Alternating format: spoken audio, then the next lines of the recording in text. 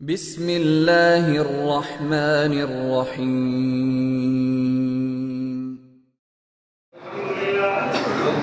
الحمد للہ وکفى وسلام علی عباده الذین اصطفى اما بعد قال اللہ تبارک وتعالی صدق محمد صدق اللہ العظیم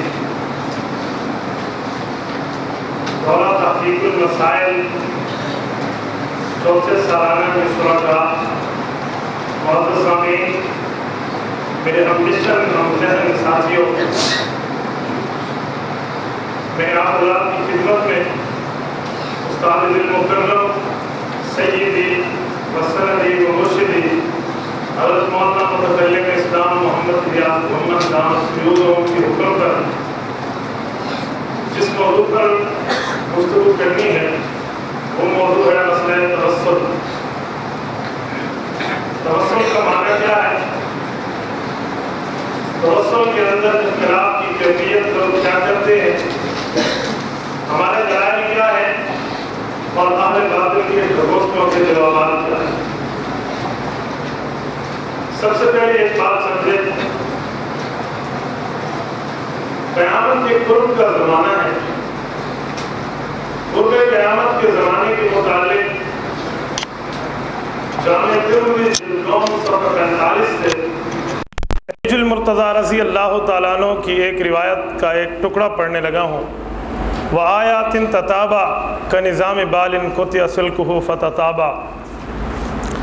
ایک تسبیح کو جس طرح کاٹ دیا جائے ایک طرف سے، اس کے دانے پے در پے جس طرح اور تیزی سے گرتے ہیں، اسی طرح ہی قرب قیامت میں فتنے آپ کے اوپر گریں گے۔ یہ یقینی ہے کہ یہ معاملات ہونے تھے۔ دلیل کی بنیاد پہ اختلاف ہو تو مذموم نہیں ہے، ضد کی بنیاد پہ اختلاف ہو تو ضرور مذموم ہے۔ اجماعی مسائل میں بھی لوگ ٹانگ اٹکانا شروع ہو گئے۔ انہی میں ایک مسئلہ حیات النبی صلی اللہ علیہ وسلم کا ہے۔ استاد ذی المکرم اس پہ کلام فرما رہے ہیں اور آئندہ بھی کلام فرمائیں گے۔ انہی عقیدے میں ایک کڑی مسئلہ توسل ہے۔ میرے بھائیو، توسل کا لغوی معنی ما یتقرب بہ الشیء یا ما یتوسل الی الشیء، ذریعے کا نام ہے، کسی چیز تک ذریعہ، کسی چیز تک واسطہ، لغوی معنی۔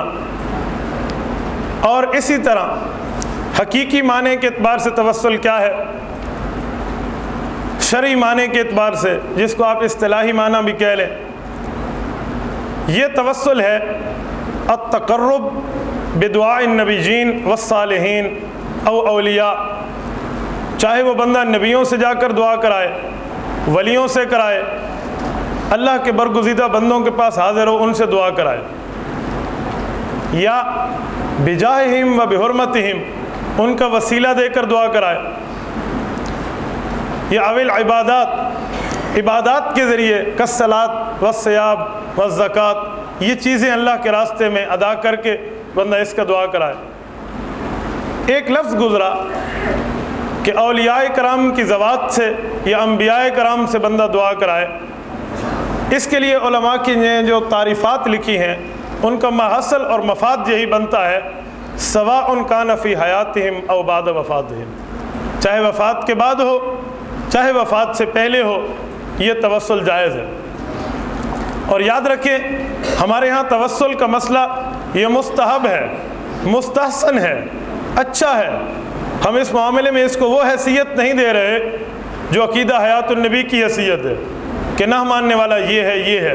ہم نے مستحسن کی حد تک کہا یہ ایک فقہی مسئلہ ہے، اور آپ سمجھتے ہیں جن دلائل سے فقہی مسئلہ حاصل ہوتا ہے انہی دلائل سے یہ حاصل ہو جائے گا۔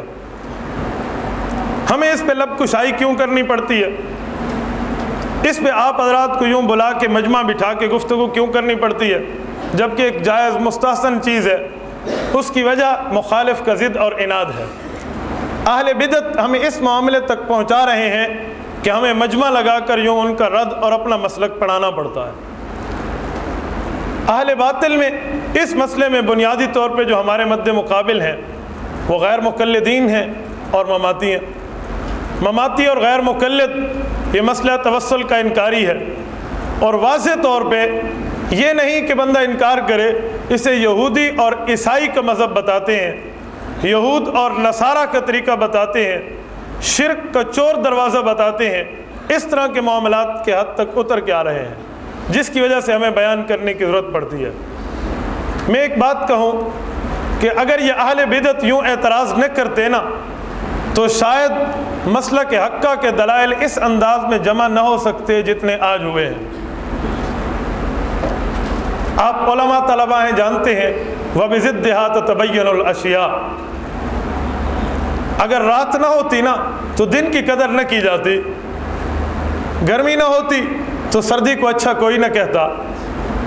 اسی طرح مرزائی اگر عقیدہ ختم نبوت کا انکار نہ کرتا تو جس طرح عقیدہ ختم نبوت پہ دلائل اکٹھے ہیں شاید اتنے دلائل اکٹھے نہ ہو سکتے۔ رافضی عظمت صحابہ کا انکار نہ کرتا، عظمت صحابہ کے لیے جتنے دلائل اکٹھے ہیں وہ شاید اتنے اکٹھے نہ ہو سکتے۔ اسی طرح عقیدہ حیات کا معاملہ ہے، تقلید کا ہے، جتنے چلتے چلے جائیں یہ اٹھے ہیں تو اس حد تک دلائل جمع ہوئے ہیں۔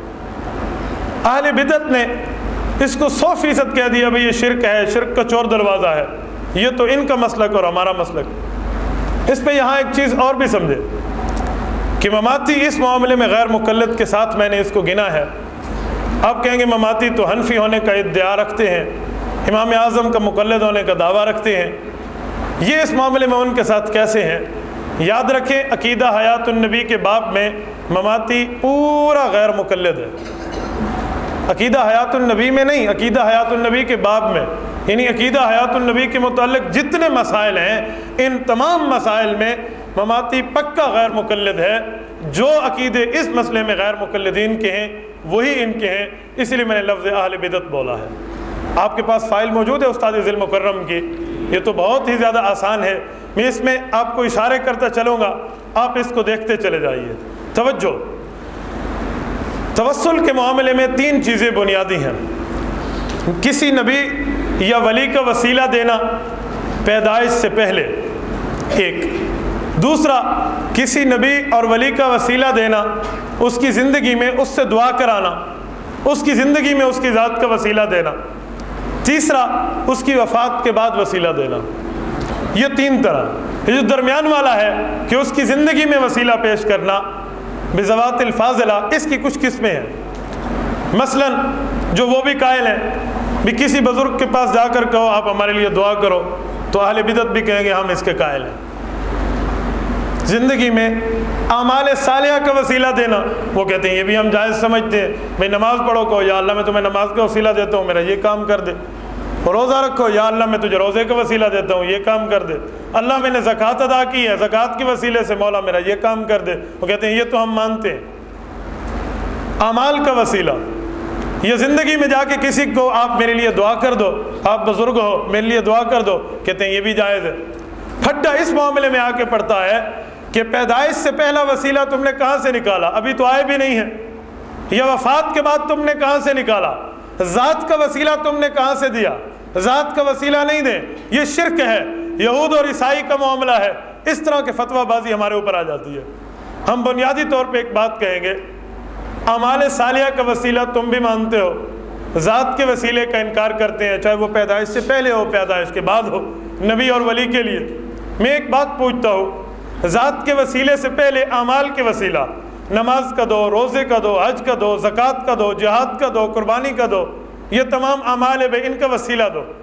میں پوچھوں گا نماز تمہیں اللہ نے آ کے خود دی ہے، اور روزہ تمہیں اللہ نے آ کے خود دیا ہے، زکوٰۃ تمہارے اوپر اتری ہے، قربانی کا حکم تم پر آیا ہے، جہاد کے مسائل تمہیں بتائے گئے ہیں، کہیں گے نہ حضور پاک علیہ الصلوۃ والسلام کے واسطے سے پتہ چلے ہیں، تو میں کہوں گا ان اعمال کا وسیلہ بھی تو حضور کی ذات ہے نا، ان اعمال کا وسیلہ بھی تو حضور کی ذات ہے۔ حضور پاک کی ذات کو نعوذ باللہ نکال دیا جائے تو یہ اعمال بھی تم تک نہیں پہنچتے۔ جب ان اعمال کا وسیلہ حضور کی ذات ہے تو پھر حضور پاک کی ذات کا وسیلہ ڈائریکٹ کیسے ناجائز بنتا ہے؟ ایک بات اور یاد رکھیں،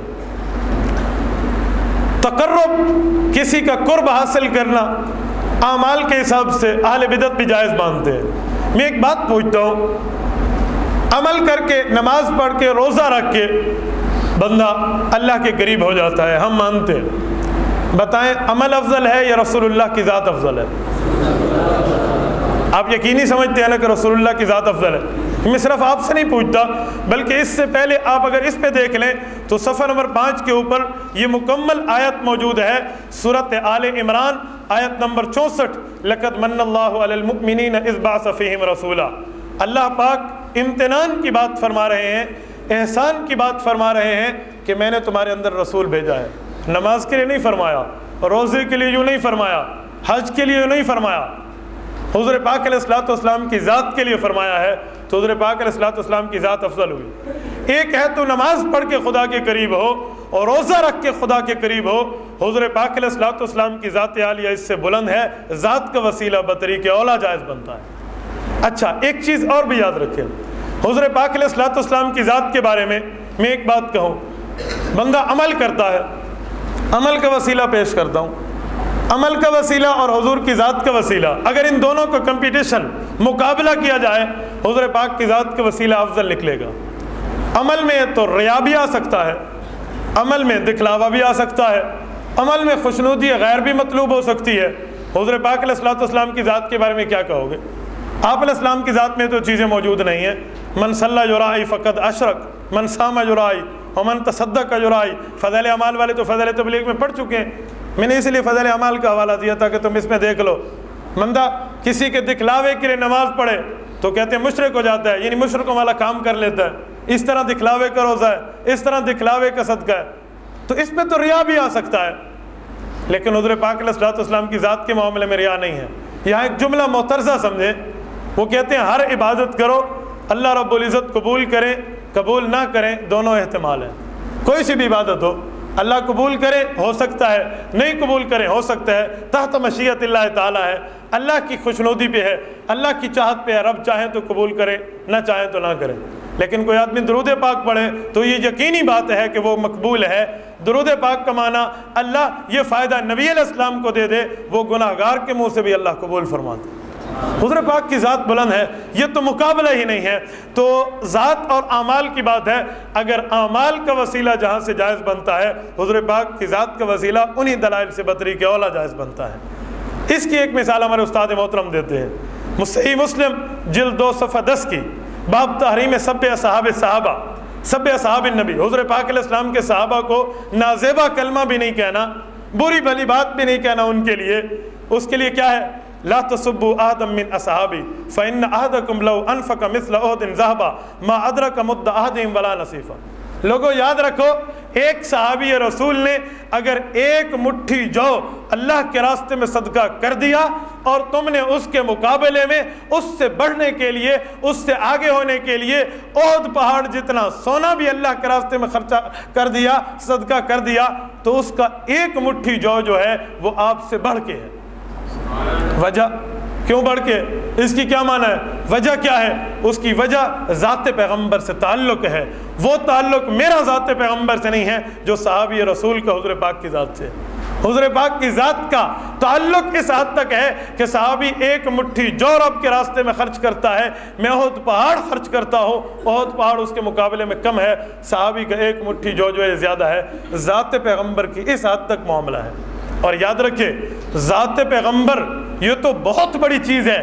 آپ اعمال کی بات کرتے ہیں، ابو بکر صدیق رضی اللہ تعالی عنہ ذات پیغمبر کی وجہ سے سب سے بلند پہنچے ہیں، سب سے آگے پہنچے ہیں۔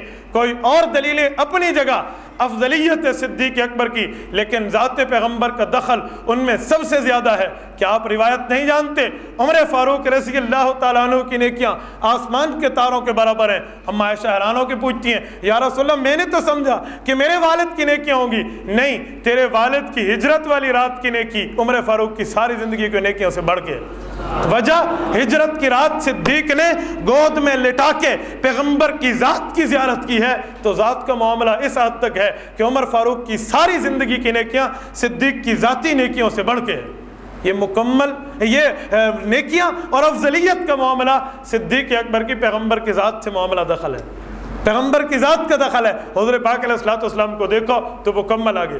پوری دنیا میں صحابہ کرام کے بعد تابعین افضل ہیں۔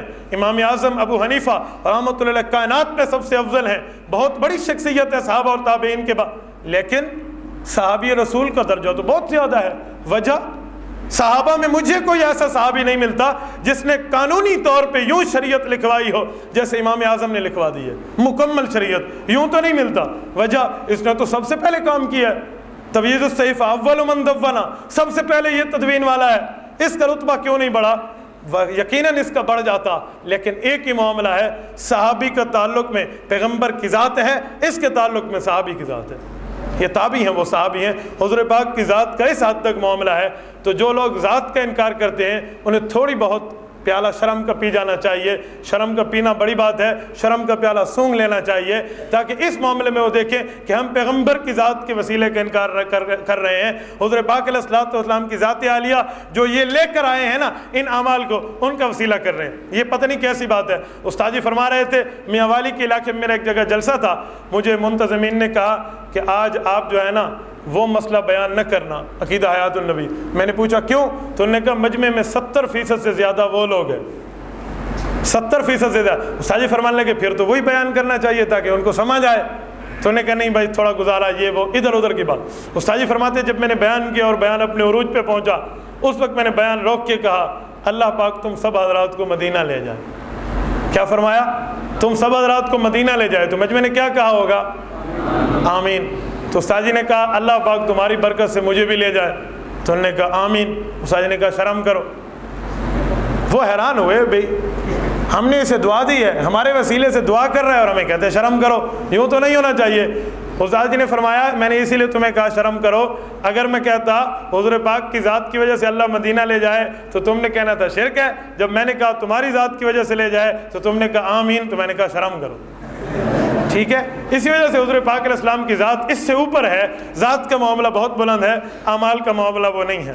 اچھا ایک بات ذرا یہ سمجھیں، یہ میں نے تھوڑی وضاحت کی ہے ذات کے معاملے میں اور اعمال کے معاملے میں، اب تھوڑی ان کی عبارات بھی سامنے آ جائیں کہ اہل بدعت کی عبارات اس معاملے میں کیا ہے۔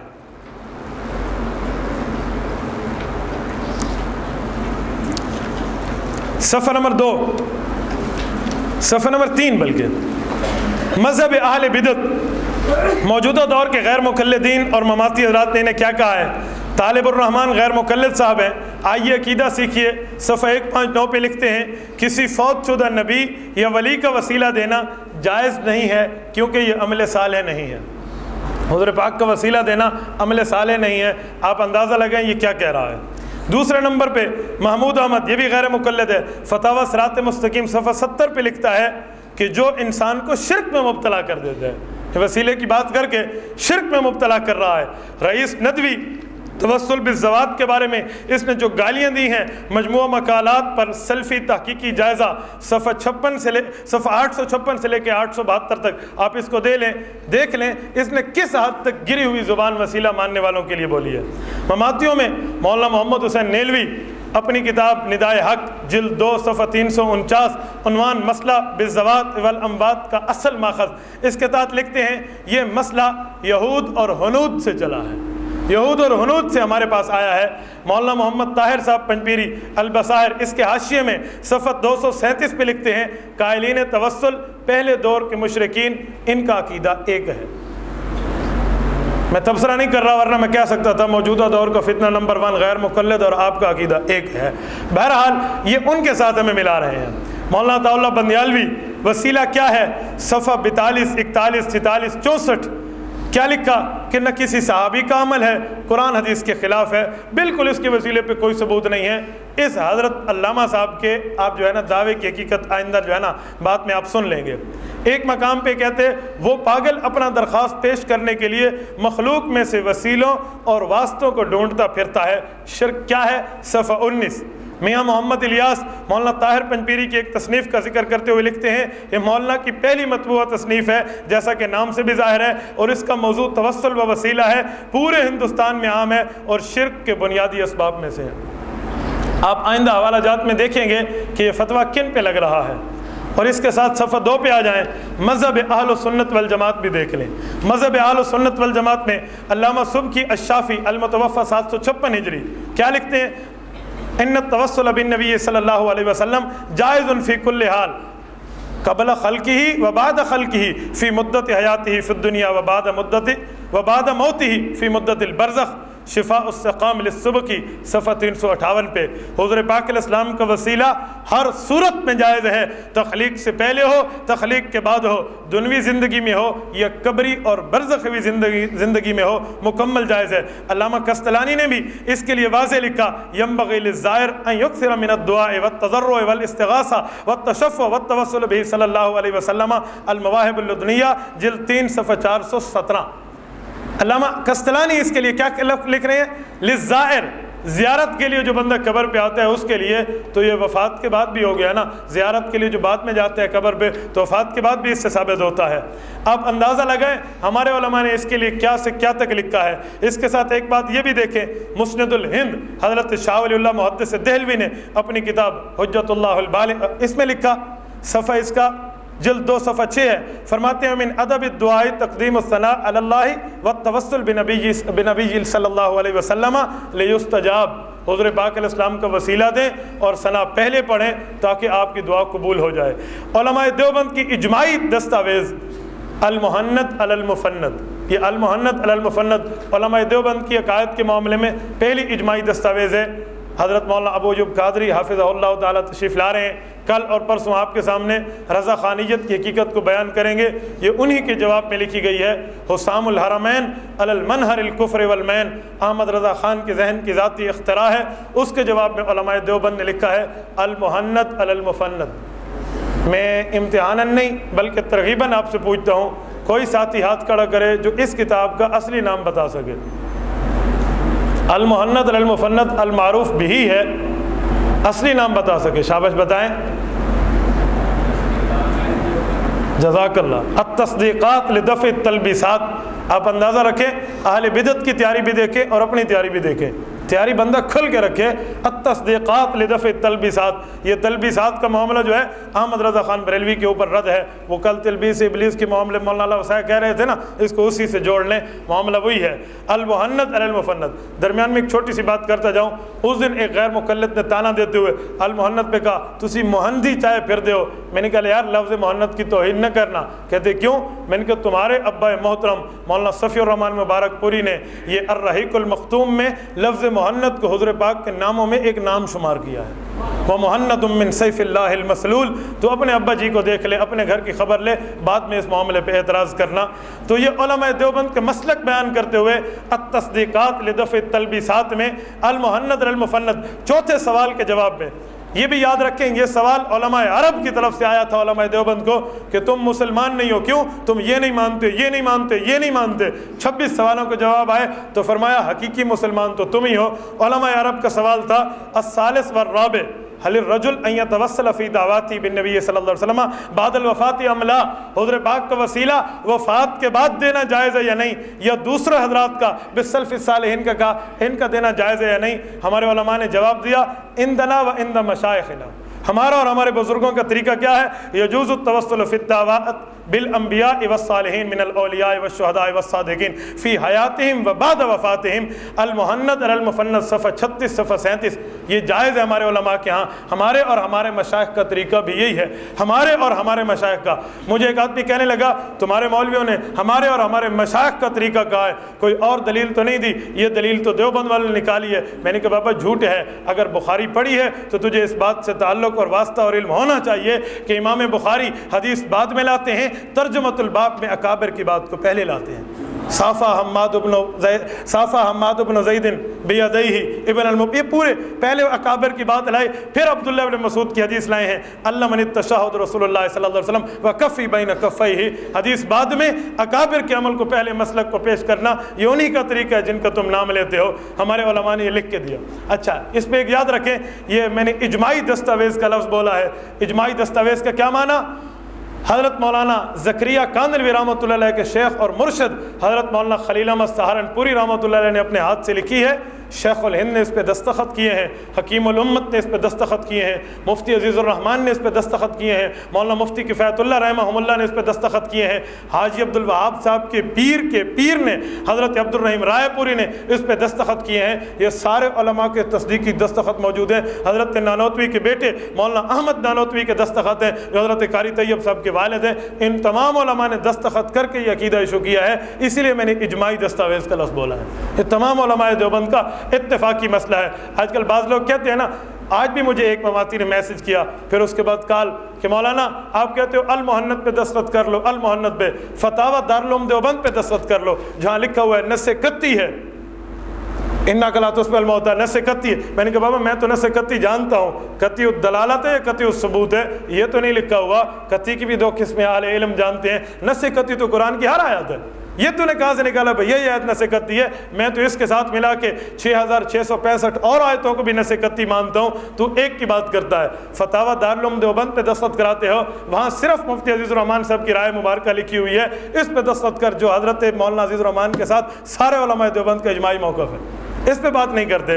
اچھا یہ ہمارے حضرات کا طریقہ ہے۔ اچھا پھر اس پہ یہ بھی یاد رکھیں، حکیم الامت حضرت تھانوی رحمہ اللہ نے بوادر النوادر، زندگی کی آخری تالیف ہے حضرت کی، زندگی کی آخری پہلی زندگی کی تالیف حضرت تھانوی کی نشر الطیب ہے اور آخری بوادر النوادر ہے، اس میں بھی حیات اور توسل کی بات ہے، اس میں بھی عقیدہ حیات اور توسل کی بات ہے۔ والثالث دعا اللہ ببرکت ھذا المخلوق المقبول وقد جوزہ الجمہور، امت کا اکثر طبقہ وسیلے کا قائل ہے، وقت جوزہ الجمہور، امت کا اکثر طبقہ وسیلے کا قائل ہے۔ حکیم الامت حضرت تھانوی کا نام لیتے ہیں، پھر میں کہوں گا شرم کا پیالہ سونگنا چاہیے۔ حضرت تھانوی رحمۃ اللہ علیہ نے اس حد تک یہ معاملہ بتایا ہے، یہ مذہب اہل سنت والجماعت تھا، وہ مذہب اہل بدعت والضلالہ تھا۔ دونوں مذہب کی تبیین اور اس کی حقیقت کے واضح ہونے کے بعد ذرا اس کے دلائل کی طرف چلتے ہیں کہ دلائل کا معاملہ کیسے ہے اور کیسے نہیں ہے۔ مثلاً سب سے پہلے کتاب اللہ ہے، تو قرآن کریم سے اس مسئلے پہ پہلی دلیل آپ کے سامنے موجود ہے، آپ دیکھیں سورۃ بقرہ آیت نمبر 89، وَكَانُوا مِن قَبْلُ يَسْتَفْتِحُونَ عَلَى الَّذِينَ كَفَرُوا، یہ قرآن کریم کی آیت کا ٹکڑا ہے۔ حضور پاک علیہ السلام کی پیدائش سے پہلے پہلی امتوں کے لوگ حضور پاک علیہ السلام کا وسیلہ دے کر اللہ سے مانگا کرتے تھے۔ اس کی تشریح میں اور نہیں تو علامہ محمود آلوسی رحمۃ اللہ تعالیٰ علیہ کو دیکھ لیں، صفحہ 6 کے اوپر ان کا حوالہ موجود ہے۔ اللہم انا نسألک بحق نبیک الذی وعدتنا ان تبعثہ فی آخر الزمان ان تنصرنا اليوم علی عدونا، روح المعانی جلد 1 صفحہ 320۔ حضرت علامہ آلوسی نے کیا فرمایا کہ یہ لوگ یہی کہا کرتے تھے، اللہ ہم تم سے اس نبی کے واسطے اور طفیل سے دعا مانگتے ہیں جو آپ نے آخری وقت میں اس کو جو ہے بھیجنا ہے، حضور پاک علیہ السلام کے واسطے اور وسیلے سے ہمیں اپنے دشمن کے خلاف مدد عطا فرما، تو ان کی مدد ہو جاتی تھی۔ روح المعانی مفتی بغداد کی کتاب ہے، مفتی بغداد علامہ محمود آلوسی رحمۃ اللہ تعالیٰ علیہ کی بات ہے۔ اس دن مجھے ایک نے کہا نعمان آلوسی کو نہیں مانتے، ان کا بیٹا ہے الآیات البینات میں وہ اس عقیدے کا رد کرتا ہے۔ میں نے کہا الآیات البینات، نعمان آلوسی غیر مقلد تھا، تمہیں یہ بھی پتہ ہونا چاہیے، میں نے والد حنفی کو پیش کیا ہے تو غیر مقلد کو پیش کر رہا ہے، یہ اور بات ہے۔ مجھے کہتے ہیں حنفی کا بیٹا غیر مقلد، میں نے کہا قرآن پاک کو دیکھ لے، انہ عمل غیر صالح، یہ معاملہ تو نوح علیہ السلام کے وقت سے چل رہا ہے، ضروری نہیں ہے میں والد کو پیش کر رہا ہوں تو بیٹے کو پیش کر رہا ہے، وہ بھی حنفی نہیں ہے۔ یہ علامہ محمود آلوسی اور ہیں، نعمان آلوسی اور ہے۔ نعمان آلوسی کے معاملے کا نام لے کے محمود آلوسی کے معاملے پہ مت کرو۔ اچھا اس دن پھر ایک بندے نے کہا کہ یہ جو معاملہ ہے وقد کرہ الجمہور من الفقہاء، جمہور فقہا جو ہیں اس وسیلے کو جو ہے نا ناپسند کرتے ہیں، تو یہ نہیں ہونا چاہیے۔ علامہ آلوسی نے لکھا ہے، میں نے کہا لکھا ہے، لیکن آگے جا کر بھی دیکھ وہ اس وسیلے کا رد کرتے ہیں جس میں کسی سے مانگا جائے تو بالذات سمجھ کے مانگا جائے۔ میں حضور پاک علیہ السلام کا وسیلہ دے کے یوں سمجھ رہا ہوں حضور دے رہے ہیں، حالانکہ یوں نہیں ہے۔ میں نے وسیلے کا معنی کیا ہے ما یتقرب بہ الشیء، جس سے کسی چیز کا ذریعہ بنایا جائے، ہم اللہ کی طرف ذریعہ بتا رہے ہیں، حضور پاک سے ڈائریکٹ نہیں مانگ رہے۔ ورنہ علامہ آلوسی کی بات کو دیکھنا ہے تو حوالہ آپ نوٹ کر لیں، یہ روح المعانی جلد 2 صفحہ 126 صفحہ 127 ہے۔ علامہ آلوسی نے یہ توسل جائز مانا ہے جس کو ہم پیش کر رہے ہیں، فرماتے ہیں انی لا ارى بأسا فی التوسل الی اللہ تعالی بجاہ النبی صلی اللہ علیہ وسلم، التوسل بجاہ غیر النبی لا بأس به ایضا۔ حضور پاک علیہ الصلوۃ والسلام کا وسیلہ دینا، اس وسیلے کو میں جائز مانتا ہوں۔ حضور پاک کے وسیلے کے ساتھ ساتھ بھی باقیوں کا وسیلہ دینا فرمائے یہ بھی جائز ہے۔ جلد 2 صفحہ 127 پہ آپ نے نوٹ کرنا ہے تو پھر بھی لکھ لیں کہ انی لا ارى بأسا فی التوسل الی اللہ تعالی بجاہ النبی کریم صلی اللہ علیہ وسلم۔ اور دوسری جگہ چند لائنوں کے بعد فرماتے ہیں التوسل بجاہ غیر النبی لا باس بہ ایضا، یہ بھی صالحین کا اور بزرگوں کا وسیلہ دینا یہ بھی اسی طرح جائز ہے۔ حضرت مولانا محمود علوسی رحمۃ اللہ تعالیٰ علیہ نے اس حدیث کی اس آیت کی شرح میں یہاں تک یہی بات فرما دی۔ یہ جو لوگ ہیں، اچھا اس پہ یہ جو لوگ تھے جو وسیلہ حضور پاک علیہ الصلوۃ والسلام کا مانگا کرتے تھے، میں نے روح المعانی بھی پیش کر دی۔ اس کے ساتھ ساتھ اگر دیکھنا ہو تو شیخ ابو محمد عبد الحق حقانی کی تفسیر حقانی میں دیکھ لو، تفسیر حقانی کا بڑا نام لیتے ہیں، عقائد الاسلام، عقائد الاسلام۔ حضرت حقانی نے یوں لکھا ہے، حضرت حقانی نے یوں لکھا ہے۔ میں نے ایک بندے سے کہا حضرت حقانی سچے آدمی تھے؟ آپ ان سے کب پوچھے حضرت حقانی سچے آدمی تھے؟ ان کی زبان گنگ ہو جائے گی، تو میں نہیں کہیں گے حضرت حقانی سچے آدمی تھے۔ ہماتی یا غیر مقلد کسی کتاب کا حوالہ پیش کرے، میں کھلے لفظوں میں کہتا ہوں ان کو کوئی اس کتاب والے پہ اگر سننی ہے تو دستخط کر، سچا آدمی ہے، کبھی بھی نہیں مانیں گے۔ یہ ایک جگہ مانتے ہیں، دوسری جگہ اس مولوی کا انکار کر دیتے ہیں۔ تو وہ نہیں بتا رہا تھا سچا آدمی ہے، 4 بندے ساتھ بیٹھتے اسے کہنے لگے بابا جس کتاب کو تو نے پیش کیا ہے مجھ سے پوچھ رہے ہیں بتا یہ بندہ سچا ہے؟ تو آخر اسے باطل ناخواستہ کہنا پڑا ہاں حضرت حقانی سچے ہیں اگر قرآن کے مطابق بات کریں تو۔ چل لے اگر قرآن میں پھر ایک قدم آگے بڑھا، ہم پیچھے نہیں ہوتے، چھوٹا دل نہیں۔ استاد جی فرماتے ہیں نا ریورس گیئر نہیں لگانا۔ ریورس گیئر کیا ہے؟ ہم تو چھٹے کے آگے 7واں ہوتا تو وہ بھی لگا لیتے۔ میں نے اسے کہا اچھا یہ بتا حضرت حقانی قرآن کے خلاف بھی باتیں کرتے تھے؟ قرآن کے خلاف بھی کرتے تھے؟ اگر کہتا ہاں تو میں کہتا ہوں اس کافر کو پیش کیوں کرتا ہے، اگر کہتے ہیں نہیں تو میں کہتا یہ قید لگانے کی ضرورت کیا ہے؟ تو اس نے نہیں کہا، کہتے ہیں نہیں حضرت حقانی سچے آدمی تھے۔ تو میں نے کہا حضرت حقانی کو تفسیر حقانی میں جا کے دیکھ لے، فتح المنان اس تفسیر کا اصلی نام ہے، اس میں جا کے دیکھ لے۔ فَإِنَّكَ لَا تُسْمِعُ الْمَوْتَىٰ کی آیت کے تحت لکھتے ہیں جو آدمی کہتا ہے کہ مردے کا نہ سننا اس سے ثابت ہے 100% غلط ہے، عدم سماع موتیٰ پہ دلیل بن ہی نہیں سکتی۔ حضرت حقانی کو یہاں بھی مان لینا، نہیں وہ تو فلاں ہے فلاں ہے۔ میں نے کہا اچھا وہاں ہے تو یہاں بھی دیکھ لو۔ حضرت حقانی کا بڑا نام لیتے ہیں، لیکن جب ہم حضرت حقانی کا حوالہ پیش کریں نا یہ کبھی بھی نہیں کرتے۔ میں چھوٹی سی اس پہ آپ کو ایک کارگزاری سناؤں۔ رات ساتھی کہہ رہے تھے کچھ کارگزاریاں، میں نے کہا یار اس سے اگر فراغت ملے گی تو کارگزاریاں۔ میرے ایک شاگرد ہے وہ میرے پاس ایک اپنے کزن کو لے کے آیا، اس نے آ کے کہا کہ استاد جی اس کو تھوڑا سمجھائیں، یہ ان کی طرف ہے۔ اس کی میری بات چلی تو مجھے کہنے لگا مجھے قرآن پیش کریں۔ میں نے کہا ٹھیک ہے میں قرآن پیش کروں گا، آپ اپنا عقیدہ جانتے ہیں؟ کہنے لگے جی ہاں۔ میں نے کہا تم بھی قرآن پیش کرو گے؟ یاد رکھیں ان سے باتوں کو، تم بھی قرآن کے پابند بنو۔ ہم لوگ اکثر مسئول بن جاتے ہیں، ہاں پوچھو ہم جواب دیں گے، پوچھو ہم جواب دیں گے۔ سائل بننا سیکھو، کبھی ان سے پوچھو نا تو معاملہ سیٹ ہو جائے۔ اس دن مجھے ایک آدمی نے کہا اس سے تعلق تصرف ہے جسم قبر والے سے، بسیط ہے، مرکب ہے، پتہ نہیں کیا ہے کیا، ادھر ادھر کی باتیں کی۔ میں نے کہا تو بتا تو بھی کسی جسم سے روح کا تعلق مانتا ہے؟ کہنے لگا ہاں۔ کس سے؟ کہ جس میں مثالی سے۔ میں نے کہا وہاں بسیط ہے تو تعلق ہے، جامد ہے، کون سے؟ ادھر تو بتا دے، نص قطعی سے ثابت تو کر دے، اس کا میں بتا کے نص قطعی ثابت کر دوں گا۔ تیرے لیے نہیں ہے میرے لیے ہے، تیری وہ ہے نا باؤ کو تجرب و بائی لا تجر، تیرے 10 روپے چلتے ہیں ہمارے 10 روپے جیلی ہیں۔ میں اس کا ترجمہ یہ کرتا رہتا ہوں، وہی معاملہ ہے۔ تو یہاں بھی حضرت حقانی والی بات آپ دیکھ لیں۔ حضرت اچھا وہ اس کو لے کے آیا نا اس بچے کو کہ اس کی بات سنیں۔ میں نے اسے قرآن پاک پیش کیا اور آخر میں جب اسے سمجھ آئی نا 1 ہفتہ اس نے تیاری کی، پھر اپنے مولویوں کے پاس گیا، انہوں نے اس کو سمجھایا تو اس کے ذہن میں بات نہ لگی، میرے پاس آیا، کہتے استاد جی اب پھر مجھے بلا رہے ہیں، کہتے ہیں 1 گھنٹہ ہمیں دے دو، اگر 1 گھنٹے میں تم نے ہماری بات نہ مانی ہم تیری بات مان لیں گے۔ استاد جی بڑا مجبور کر رہے ہیں، چلا جاؤں؟ میں نے کہا 10 منٹ کے لیے آ جا۔ تو 10 منٹ کے لیے میرے پاس آیا، مجھے کہتے کیا ہے؟ میں نے کہا ایک بات سن لے، علماء دیوبند پہ ان سے بات کرے گا؟ کہتے ہیں وہ کہتے ہیں ہم دیوبند پہ بات کریں گے۔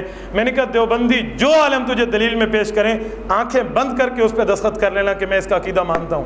وہ تمہیں جو حوالہ دیوبندی عالم کا دکھائیں، ہو دیوبندی، وہ کتاب تو نے پڑھی ہو چاہے نہ پڑھی ہو، کہنا یہ مولوی سچا ہے اس پہ دستخط کرو، اس سے ہم عقیدہ حیات دکھائیں گے۔ کہنے لگا کوئی مولوی ہو دیوبندی؟ میں نے کہا کوئی ہو۔ انہوں نے کہا ٹھیک ہے۔ بچے نے ذہن میں بٹھا لی، استاد جی کہتے ہیں نا جٹ جفا، وہ اسی طرح اس نے ذہن میں بٹھائی اور اس کے ساتھ جا کے بیٹھ گیا۔ اس مولوی نے سب سے پہلے کہا یہ دیکھیے کتابیں پڑھی ہیں، میں ٹائم ضائع نہیں کروں گا، گھڑی پہ دیکھ 1 گھنٹہ، یہ دیکھ آب حیات ہے۔ تو اس نے کہا 1 منٹ، یہ مولوی سچا ہے جھوٹا ہے؟ انہوں نے کہا سچا ہے۔ انہوں نے کہا پورا مانتے ہو؟ انہوں نے کہا نہیں بعض جگہ اس نے غلطی کی ہے۔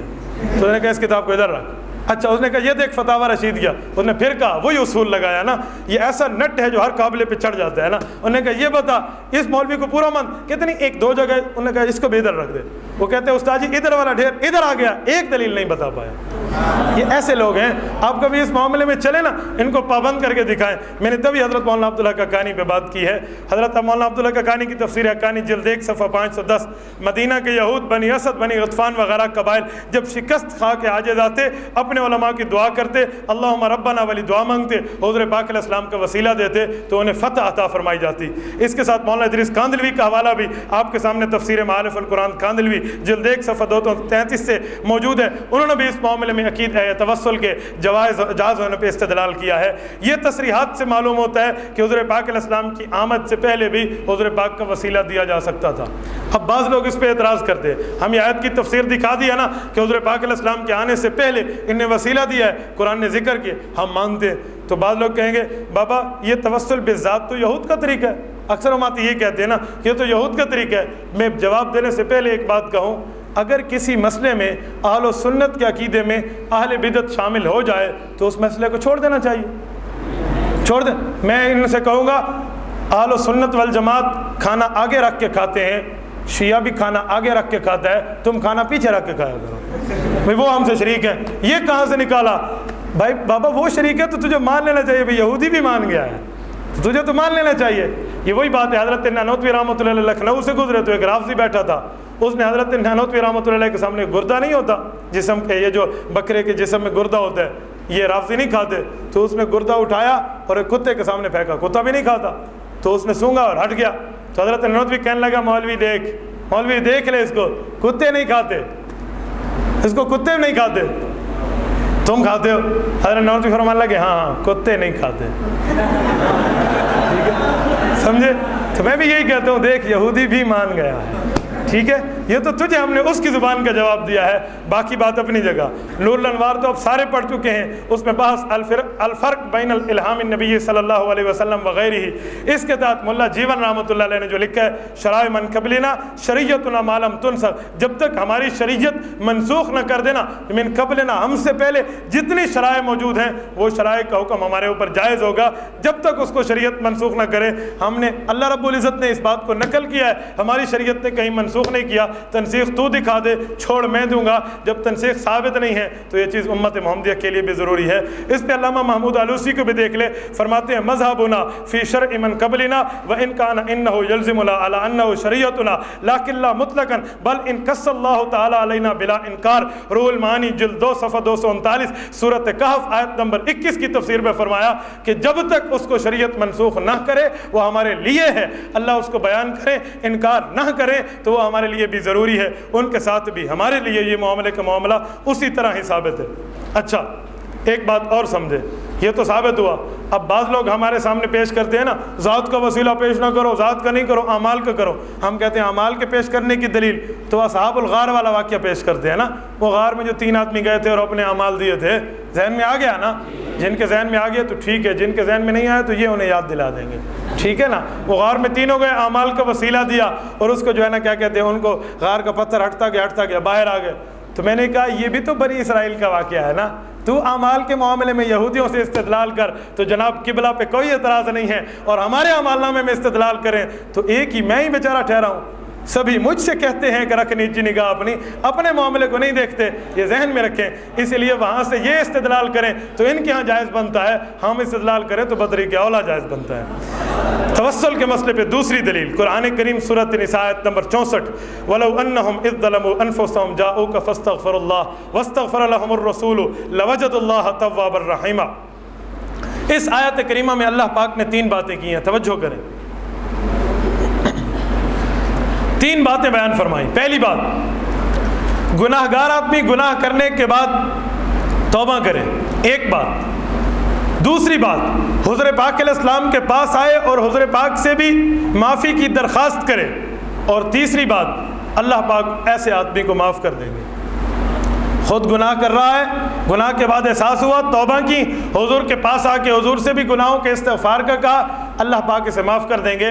لوجد اللہ توابا رحیمہ، اللہ ایسے آدمی کے معاف کرنے کے لیے تیار ہے، لام تاکید، یہاں سمجھ جائیں، لوجد اللہ توابا رحیمہ۔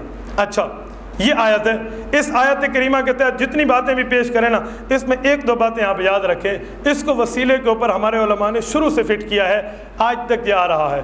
اس کے اوپر واقعہ جن حضرات نے جو واقعہ بھی دیا ہے نا، میں اور واقعے کو چھوڑو، اس پہ ایک بات ایسی آپ کے سامنے پیش رکھنے لگا ہوں جو ہمارے دیوبند سے پہلے کے عالم ہیں علامہ تقی الدین سبکی الشافی رحمۃ اللہ تعالیٰ علیہ، شفاء السقام میں اسی بات کی بات کو وضاحت کرتے ہوئے انہوں نے اس آیت سے استدلال کیا ہے، یہ صفحہ نمبر 8 پہ، والاحادیث والآثار فی ذلک اکثر من ان تحصر ولو تتبعتها لوجدت منها الوفا۔ اتنے دلائل ہیں توسل کے، اگر تو انہیں جمع کرنے پہ آ جائے تو لا یعد ولا یحصی کے درجے میں ہو، جمع کر بھی لے تو ہزاروں بن سکتے ہیں۔ اس پہ ونص قولہ تعالی، اللہ پاک کی بات ہے، ولو انہم اذ ظلموا انفسہم، الآیہ صریح فی ذلک، واضح طور پہ اس کا مسئلہ موجود ہے۔ صفحہ نمبر 376 الباب الثامن فی التوسل والاستغاثہ کے تحت حضرت علامہ سبکی نے لکھا ہے۔ اچھا اس پہ ایک چیز اور بھی یاد رکھیں، اس پہ توسل کا ایک واقعہ جو وسیلہ بنا کے اس میں استشفاء بھی داخل ہو جاتا ہے۔ میں آپ کے سامنے ایک بات رکھنے لگا ہوں، اگر مماتی اعتراض کرے نا کہ نہیں مانتے، مفتی شفیع صاحب نے بھی اس پہ لکھا ہے، باقی حضرات نے، چلو میں پہلے حوالے دے لیتا ہوں، اس کے بعد سن لینا۔ اس کے ساتھ ایک اور حوالہ دیکھیں، باقی حضرات نے جہاں تک لکھا چلو سمجھ لیں، اگر مماتی اس پہ کہہ دے کہ نہیں ہم نہیں مانتے تو گھر کی جو شہادت ہوتی ہے نا وہ سب سے افضل ہوتی ہے۔ آپ اور کچھ نہ رکھیں تو ایک یہ کتاب اپنے پاس رکھ لیں، تحریرات حدیث علی اصول التحقیق، حضرت مولانا حسین علی الوانی رحمۃ اللہ تعالیٰ علیہ کی زندگی کی آخری تحریر ہے، میں نے نہیں چھاپی، آپ نام دیکھ رہے ہیں، اشاعت اکیڈمی محلہ جنگی پشاور، انہوں نے چھاپی ہے۔ اس پہ مقدمہ میں نے نہیں لکھا، کفایت حسین نے لکھا ہے، ان کے اپنے آدمی نے لکھا ہے، کفایت بخاری نے لکھا ہے، اور انہی کے حاشیہ ہے۔ آپ اور نہیں تو حضرت مولانا حسین علی الوانی رحمۃ اللہ تعالیٰ علیہ کو دیکھ لیں، صفحہ نمبر 396 کے اوپر حضرت نے یہ واقعہ لکھا، اس کے ساتھ اور واقعہ بھی لکھ کے صحابہ کا اجماع نقل کیا کہ دیہاتی آیا حضور پاک علیہ السلام کی قبر پہ یہی آیت کا واسطہ دے کے مغفرت کی درخواست کرنے لگا، اسے قبر سے آواز آئی قد غفر لک، تیری بخشش ہو گئی ہے۔ اپنے گھر کی بات مان لے، واقعہ ضعیف ہے تو امام الموحدین کی بات کر لے، اگر واقعہ غلط ہے معاملہ ان پہ طے کر لے، میری گھر کی بات ہوتی تو معاملہ اور ہوتا۔ اس پہ ایک بات یہ بھی یاد رکھیں، مماتی اکثر شور شرابہ کرتے ہیں کہ مولانا حسین علی الوانی ہماری جماعت کے بڑے ہیں، انہوں نے ہماری جماعت کی بنیاد رکھی ہے۔ ہمارے دیوبندی بھی بعض رات بیچارے سمجھتے ہیں شاید مولانا حسین علی الوانی مماتی ہوں۔ آپ اسی کتاب پہ فیصلہ کر لیں مماتی کب بنے ہیں، کس سن میں، زور سے حال 1957 میں، اور اس کتاب کا مقدمہ اٹھا لیں، مولانا حسین علی الوانی کی وفات 1944 میں ہے۔ کس میں ہے؟ 1944 میں آپ نے لکھا ہے۔ میں ایک بات کہوں، 1944 میں حضرت فوت ہوئے ہیں، تم 57 میں بنے ہو، تم انہیں اپنا بناتے ہو، ہمیں تو کہتے ہو مردے سنتے نہیں ہیں، اور خود مردوں کا رکنیت فارم پر کرتے ہو۔ ہماری جماعت کے ہیں، خود مردوں کو رکنیت فارم پور کرتے چلے جائیں تو مسئلہ نہیں ہے، ہم پیش کریں تو اس کے لیے مسئلہ ہے۔ ہمارے علماء نے اس زوات کے معاملے کو لیا ہے اور اس کو باقاعدہ استدلال کیا ہے، یہ اس وقت سے آ رہا ہے۔ اس پہ ایک اور اعتراض بھی سمجھیں، بعض لوگ اس پہ اعتراض کرتے ہیں کہ اگر یہ معاملہ ایسے ہی ہے تو پھر ایک اور اس کا حکم اگر آج بھی باقی ہے، بندہ حضور کے روضے پہ جا کے سفارش کی درخواست کر سکتا ہے، ہم کہتے ہیں ہاں، تو کہتے ہیں اس کے متصل اگلی آیت ہے، آیت نمبر 65، فلا وربک لا یؤمنون حتی یحکموک فیما شجر بینہم ثم لا یجدوا فی انفسہم حرجا مما قضیت ویسلموا تسلیما۔ اس آیت میں یہ ہے جو پیغمبر کا فیصلہ نہ مانے گردن زنی کے قابل ہے، تو پھر تم حضور پاک سے فیصلہ کرانے قبر پہ جایا کرو۔ اس آیت کا حکم بھی آج تک باقی ہے۔ اس کا جواب کیا کہو گے؟ میں کھلے لفظوں میں کہوں گا، آیت نمبر 64 آج نہیں اتری، 1400 سال سے اتری۔ آیت نمبر 65 جو تم پیش کرتے ہو آج نہیں اتری، 1400 سال سے اتری۔ آیت نمبر 64 جو ہم پیش کرتے ہیں، اس کے تحت علماء اہل سنت والجماعت نے، ائمہ اہل سنت والجماعت نے لکھا ہے، اس کا حکم آج تک باقی ہے، اس لیے ہم مانتے ہیں۔ اس کے تحت لکھا ہوا تو دکھا دے، ماننا میں شروع کر دوں گا۔ اس کو حضور پاک علیہ السلام کی زندگی کے تک سب نے مانا ہے، تو اس کے اوپر قیاس کر کے تم باتیں مت پیش کرو۔ اس کی دلیل موجود ہے، اس کی دلیل موجود نہیں ہے۔ مسئلہ توسل پہ تیسری دلیل سورۃ مائدہ آیت نمبر 35، یا ایھا الذین آمنوا اتقوا اللہ وابتغوا الیہ الوسیلہ، اے ایمان والو اللہ سے ڈرو اور اللہ کی طرف وسیلہ ڈھونڈو۔ حضرت امام ابو عبداللہ الحاکم رحمۃ اللہ تعالیٰ علیہ نے المستدرک علی الصحیحین جلد 3 صفحہ 37 کتاب التفسیر سورۃ مائدہ کے تحت اس میں لکھا ہے، لقد علم المحفوظون من اصحاب محمد صلی اللہ علیہ وسلم ان ابن ام عبد من اقرابہم الی اللہ وسیلہ۔ حضرت عبداللہ بن مسعود کے لیے حفاظ صحابہ کرام یہ جانتے تھے کہ یہ وسیلے کے درجے میں اقرب اشخاص میں سے ہے۔ اور اس کے ساتھ علامہ زاہد بن حسن الکوثری رحمۃ اللہ تعالیٰ علیہ نے مقالات کوثری صفحہ نمبر 286 پہ ان کی بات واضح موجود ہے کہ اس میں زوات کا وسیلہ بھی ہے، اعمال کا وسیلہ بھی ہے۔ زوات کے وسیلے سے بھی ان نے استدلال کیا ہے، عمل کے وسیلے سے بھی اس کو استدلال کیا ہے۔ علامہ کوثری عام شخص نہیں ہے، حنفیت کا ترجمان ہے، انہوں نے اس مسئلے پہ استدلال کیا اور اس کو اسی طرح پیش کیا ہے۔ بعض لوگ کہتے ہیں یہ آیت جہادی ہے، جہاد کے وسیلے کے بارے میں ہے۔ میں نے کہا جہاد میں وسیلہ ایمان ہے اور باقی جگہ شرک ہے۔ جہاد کے لیے چلو تو نے مان لیا، جہاد میں وسیلہ لینا جو ہے نا وہ جائز ہے، باقیوں میں جائز ہے۔ کوڑا کوڑا ہپ ہپ، میٹھا میٹھا، میٹھا میٹھا ہپ ہپ، کوڑا کوڑا تھو تھو، یہ معاملہ نہیں بننے دیں گے۔ سورۃ انفال آیت نمبر 33، چوتھی آیت اس مسئلے پہ پیش کرنے لگا ہوں۔ وما کان اللہ لیعذبہم وانت فیہم وما کان اللہ معذبہم وہم یستغفرون۔ یہ اس آیت کے تحت اللہ رب العزت کیا فرماتے ہیں؟ جب تک یہ لوگ استغفار کریں گے عذاب نہیں آئے گا۔ اے نبی آپ ان میں ہوں گے، عذاب آپ توجہ رکھیں، میں اس پہ تھوڑی سی علمی بات عوامی زبان میں یا طلبہ کی زبان میں سمجھانے لگا ہوں۔ جب تک آپ ان میں ہیں عذاب نہیں آئے گا، استغفار کریں گے عذاب نہیں آئے گا۔ اس آیت سے پیچھے دیکھیں نا، اوِئْتِنَا بِعَذَابٍ أَلِيمٍ فَأَمْطِرْ عَلَيْنَا حِجَارَةً مِّنَ السَّمَاءِ۔ ابو جہل دعوے کر رہے ہیں، اللہ إِن كَانَ هَذَا هُوَ الْحَقُّ، اگر یہ دین سچا ہے ہمارے اوپر پتھر برسا دے، ہمارے اوپر پتھر برسا دے، دین سچا ہے عذاب علیم دے دے، پتھر آسمان سے گرا دے۔ بتاؤ ابو جہل پہ آسمان سے پتھر برسا آیا پتھر تو دین سچا نہیں ہے۔ وہ کہتے ہیں ان کان ھذا ھو الحق من عندک فامطر علینا حجارۃ من السماء واتنا بعذاب علیم، پھر پتھر کیوں نہیں برسا؟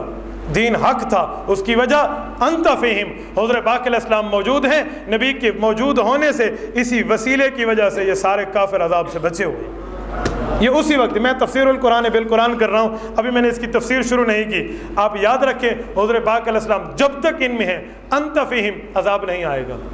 استاد ذی المکرم کی علوم کی روشنی میں ایک بات کہوں، استاد جی فرماتے ہیں انت فیہم، جب تک ان میں ہیں عذاب نہیں آئے گا۔ ابو جہل بچ گیا، حضور مکہ سے مدینہ آ گئے، پھر تو فامطر علینا حجارۃ ہونا چاہیے تھا نا، پھر تو پتھر گر جانے چاہیے تھے، برس جانے تھے۔ اب تو انت فہیم نہیں ہے، حضور تو مکہ سے مدینہ آ گئے، ان کافروں پتھر برس جائیں تو آپ کہیں گے مکہ سے مدینہ آئیں تو چاہے مکہ میں ہو چاہے مدینہ میں ہو انت فہیم۔ اچھا حضور تبوک گئے ہیں، خیبر گئے ہیں، خندق کے معاملے میں، حنین کے معاملے میں، مختلف جگہ گئے ہیں، اب تو فامطر علینا ہو جانا چاہیے نا۔ تو آپ کہیں گے فامطر علینا حجارہ نہیں ہوا، وجہ انت فہیم کا معنی یہ ہے حضور پاک جب تک زمین پہ موجود ہوں، جب تک زمین پہ موجود ہوں امت عذاب سے محفوظ رہے گی۔ ایک سوال اور آ جائے گا، جب حضور پاک علیہ السلام عرش پہ تشریف لے گئے، بیت المقدس سے اوپر گئے ہیں، معراج کا سفر کیا ہے، اب تو انت فہیم کہاں گیا؟ اب تو عذاب آ جانا چاہیے۔ حضرت مفتی شفیع صاحب کے علوم کی روشنی میں استاد جی فرماتے ہیں، معارف القرآن جلد 2 صفحہ 225 اٹھا کے دیکھو نا، اس پہ حضرت مفتی 425 اٹھا کے دیکھیں تو حضرت مفتی شفیع صاحب فرماتے ہیں انت فہیم کا معنی ہے حضور پاک علیہ الصلوۃ والسلام جب تک موجود ہوں اس وقت تک عذاب نہیں آئے گا۔ آپ علیہ الصلوۃ والسلام انہی میں موجود ہیں، انہی کے نبی ہیں، چاہے زمین پہ ہوں چاہے آسمان پہ ہوں۔ وسیلہ اس حد تک جا رہا ہے۔ اچھا ایک اور بات ہے، جب حضور وفات پا گئے اب تو عذاب آ جانا چاہیے، اب تو انت فہیم نہ رہا نا۔ تو آپ کہیں گے نا بابا، مفتی صاحب نے اس کا جواب دیا ہے، انت فہیم کا معنی ہے حضور دنیا میں ہوں یا حضور آخرت میں ہوں، حضور پاک نبی ہیں، دائرہ نبوت نبی کا دنیا بھی شامل ہے، آخرت بھی شامل ہے، قبر بھی شامل ہے، ادھر بھی نبی ہیں ادھر بھی نبی ہیں، آخرت کے بھی نبی ہیں دنیا کے بھی نبی ہیں۔ وانت فہیم، وفات کے بعد بھی عذاب نہیں آئے گا۔ تو پتہ چلا وفات کے بعد بھی وسیلہ ہے نا، بنا ہوا ہے نا، تبھی تو ہے نا۔ حضرت مفتی شفیع صاحب نے 425 جلد 2 معارف القرآن اس آیت کے تحت لکھا ہے، پیغمبر کے روزے میں زندہ رہنا اس بات کی دلیل ہے کہ امت عذاب سے محفوظ رہے گی۔ چلو امام ترمذی رحمۃ اللہ علیہ سے اس کی شرح پیش کرنے لگا ہوں۔ جامع ترمذی میں سورۃ انفال کی اس آیت کے تحت ابو عیسیٰ ترمذی رحمہ اللہ لکھتے ہیں، جلد 2 صفحہ 139 ابواب التفسیر میں کیا فرمایا کہ ان کے اندر عذاب نہیں ہوگا۔ وما کان اللہ لیعذبہم وانت فیہم وما کان اللہ معذبہم وہم یستغفرون۔ فرمایا اذا مضیت ترکت فیہم الاستغفار الی یوم القیامہ، جب تک میں ان میں ہوں تو ہوں، اگر چلا گیا تو استغفار جیسی چیز انہی میں چھوڑ کے گیا ہوں، پیغمبر کی ذات کا معاملہ ہے، انہی میں چھوڑ کے گیا ہوں، وہ چیزیں آج تک موجود ہیں۔ حضور کی ذات کا وسیلہ بھی ثابت ہوا، بالاعمال الصالحہ کا وسیلہ بھی ثابت ہوا، ہم دونوں کو مان رہے ہیں۔ آیات قرآنیہ میں 4 آیتیں۔ اب احادیث مبارکہ کی طرف آئیں۔ حضرت امام بخاری رحمۃ اللہ تعالیٰ علیہ نے حضرت انس بن مالک رضی اللہ تعالیٰ عنہ کے واسطے سے اس روایت کو لکھا ہے، ان ابن عمر بن الخطاب رضی اللہ عنہ کان اذا کہت استسقى بالعباس بن عبد المطلب فقال اللهم انا كنا نتوسل اليك بنبينا فاسقنا وانا نتوسل اليك بام نبينا فاسقنا قال فيسقون۔ حضرت عمر فاروق رضی اللہ عنہ عرض کرنے لگے، اللہ ہم حضور پاک علیہ السلام کا وسیلہ دیا کرتے تھے، اب ہم میں حضرت عباس موجود ہیں، ان کے وسیلے سے مانگ رہے ہیں، اللہ بارش برسا دے۔ فرمایا بات ہوئی، ان کے اوپر بارش آ گئی۔ صحیح بخاری جلد 1 صفحہ 137 کے اوپر ہے، موجود ہے یہ حدیث۔ اس پہ بعض لوگ کہتے ہیں کہ حضرت عمر فاروق رضی اللہ تعالیٰ عنہ نے وسیلہ تو دیا ہے، وسیلہ تو ثابت ہوا، بالاموات ثابت نہ ہوا، بالاحیاء ثابت ہوا۔ زندوں کا وسیلہ دیا ہے۔ کس کا وسیلہ دیا ہے؟ زندوں کا۔ حضرت عباس کا وسیلہ دیا، حضور کا نہیں دیا۔ تو میں انہیں کہتا ہوں پگلو، ہم بھی تو زندوں کا وسیلہ مانتے ہیں، تم عقیدہ ممات النبی مانتے ہو یا عقیدہ حیات النبی مانتے ہو؟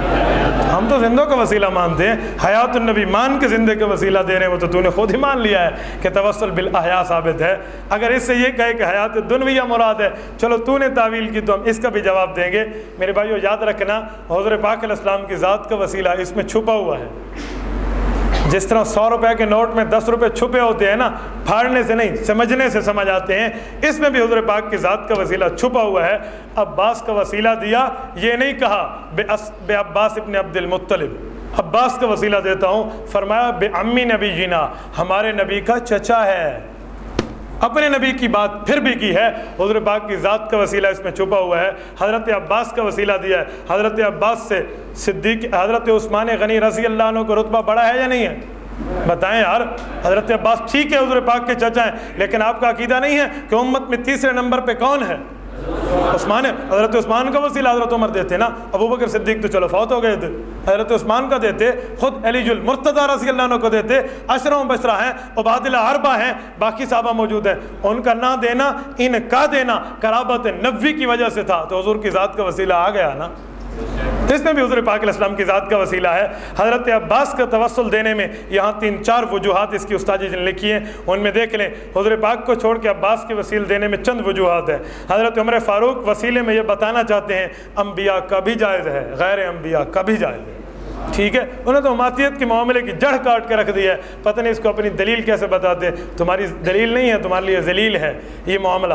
یہ انبیاء کا توسل بھی جائز ہے، غیر انبیاء کا بھی جائز ہے۔ دوسرا بتانا مقصود تھا کہ ایک بذات النبی وسیلہ ہوتا ہے اور دوسرا بقرابت النبی وسیلہ ہوتا ہے، حضور پاک کے رشتہ داروں کا، اسی لیے یہ معاملہ دیا ہے۔ اور یہ بھی بتانا تھا کہ جیسے حضور پاک کا وسیلہ باعث برکت ہے، غیر انبیاء کا وسیلہ بھی باعث برکت ہے۔ چوتھے نمبر پہ بڑی پیاری بات فرمایا انسان کی طبیعت کا تقاضا ہے محسوس اور مبصر پہ زیادہ مطمئن ہوتا ہے، غیر محسوس اور غیر مبصر پہ زیادہ مطمئن نہیں ہوتا۔ عوامی لہجے میں بات سنو، جس چیز کو بندہ دیکھے اور اس سے پتہ ہو یہ چیز موجود ہے، اس سے زیادہ متاثر ہوتا ہے بنسبت اس سے جو غیر مبصر غیر محسوس ہو، جس کو نہ دیکھے اور پتہ نہ ہو۔ میں آپ سے ایک بات پوچھتا ہوں، مجھے آپ بتائیں، یہاں سے ہم درود پڑھیں، حضور پاک علیہ السلام تک پہنچ جاتا ہے یا نہیں پہنچ جاتا؟ پہنچ جاتا ہے۔ کون پہنچاتے ہیں؟ فرشتے سے بھول ہو سکتی ہے؟ اللہ کا حکم مانتے ہیں، خدا نے رکھا ہے لا یعصون اللہ ما امرهم ویفعلون ما یؤمرون، اللہ کے کام کو مانتے ہیں اسی طرح ہی کرتے ہیں۔ فرشتے سے یا معصوم ہے، غلطی بھی معاملہ نہیں ہے، بھول بھی نہیں ہے، اور درود کا پہنچنا یقینی ہے۔ لیکن جو آدمی حج پہ جا رہا ہے، عمرے پہ جا رہا ہے، اسے کہتے ہیں یار حضور پاک کی خدمت میں میرے سلام عرض کر دینا، حضور کی خدمت میرے سلام عرض کر دے۔ یہ بندہ تو بھول بھی سکتا ہے، اس بندے کا پہنچانا یقینی بھی نہیں ہے، اس بندہ تو گناہگار بھی ہو سکتا ہے، غیر معصوم ہے، غیر معصوم کو دے رہے ہو، معصوم کو چھوڑ کے بھولنے والے کو دے رہے ہو، یاد رکھنے والے کو چھوڑ کے اس کے معاملے کو چھوڑ کے اس کو کیوں دے رہے ہیں؟ وجہ طبیعت فطرت انسانی ہے، یہ محسوس بھی ہے مبصر بھی ہے، ذرا یقین آ رہا ہے یہ پہنچا دے گا۔ فرشتہ غیر محسوس و غیر مبصر ہے، وہاں یقین تو ہے ایمان کی حالت میں، عین الیقین کا معاملہ کم ہوا کرتا ہے۔ طبیعت انسانیہ ہے، محسوس اور مبصر کو اکثر ترجیح دی جاتی ہے۔ حضرت عمر فاروق نے بقرابت النبی کا وسیلہ دیا ہے، حضرت عباس محسوس بھی تھے اس وقت، مبصر بھی تھے، اسی لیے حضرت عباس کا وسیلہ دیا۔ تو اس کی ایک وجہ تو یہ بھی ہے۔ رہا معترض کا یہ سوال کہ وسیلہ بالاحیاء تو جائز ہے، بالاموات جائز نہیں ہے، میں نے اس کا جواب دے دیا ہے۔ ہم احیاء مانتے ہیں پھر وسیلہ مانتے ہیں، یہ تو وہی بات ہے۔ ایک بندے نے کہا سماع موتا سماع موتا، میں نے کہا بابا سماع احیاء کہو، ہم تو حیات مانتے ہیں اور زندے کو سننے میں کہیں اختلاف نہیں ہے۔ فرمایا یہ بلا دلیل و حجت ہے کہ اس میں بعد وفات والوں کو وسیلہ ثابت نہیں ہوتا۔ تو فرمایا یہ بات غلط ہے، کیونکہ یہ دعویٰ نہ دلالت النص، نہ عبارت النص، نہ اشارت النص، نہ اقتضاء النص، یہ چاروں چیزیں آپ جانتے ہیں اصطلاحات، ان سے ثابت نہیں ہے، تو اس لیے ہم اس معاملے کو بغیر دلیل کے آپ کا نہیں مان سکتے۔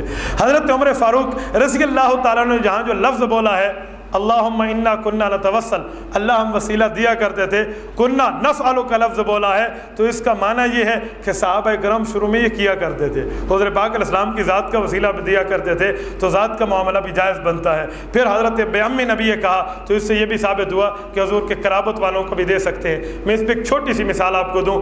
رات بھی ایک شخص نے درس سرگودا میں تھا، استاد جی کی جگہ پہ میں وہاں گیا تھا، استاد جی نہیں جا سکے، استاد جی فیصل آباد تشریف لے گئے تھے، مولانا اکرم طوفانی دامت فیوزہم کی مسجد کے اندر، وہاں ایک آدمی نے کہا مولانا یہ عقیدہ حیات النبی کے لیے واضح آیات قرآن میں کیوں نہیں ہے؟ اللہ نے فرمایا شہید زندہ ہے، اللہ فرما دیتے نبی زندہ ہے، پھڈا ہی ختم ہو جاتا، پھڈا ہی ختم ہو جاتا، شہید زندہ کی بات کی ہے۔ میں نے کہا فرما دیا جاتا نبی زندہ ہے، قرآن کے لفظ بنا دیا جاتے تو بھڈا شروع ہو جاتا۔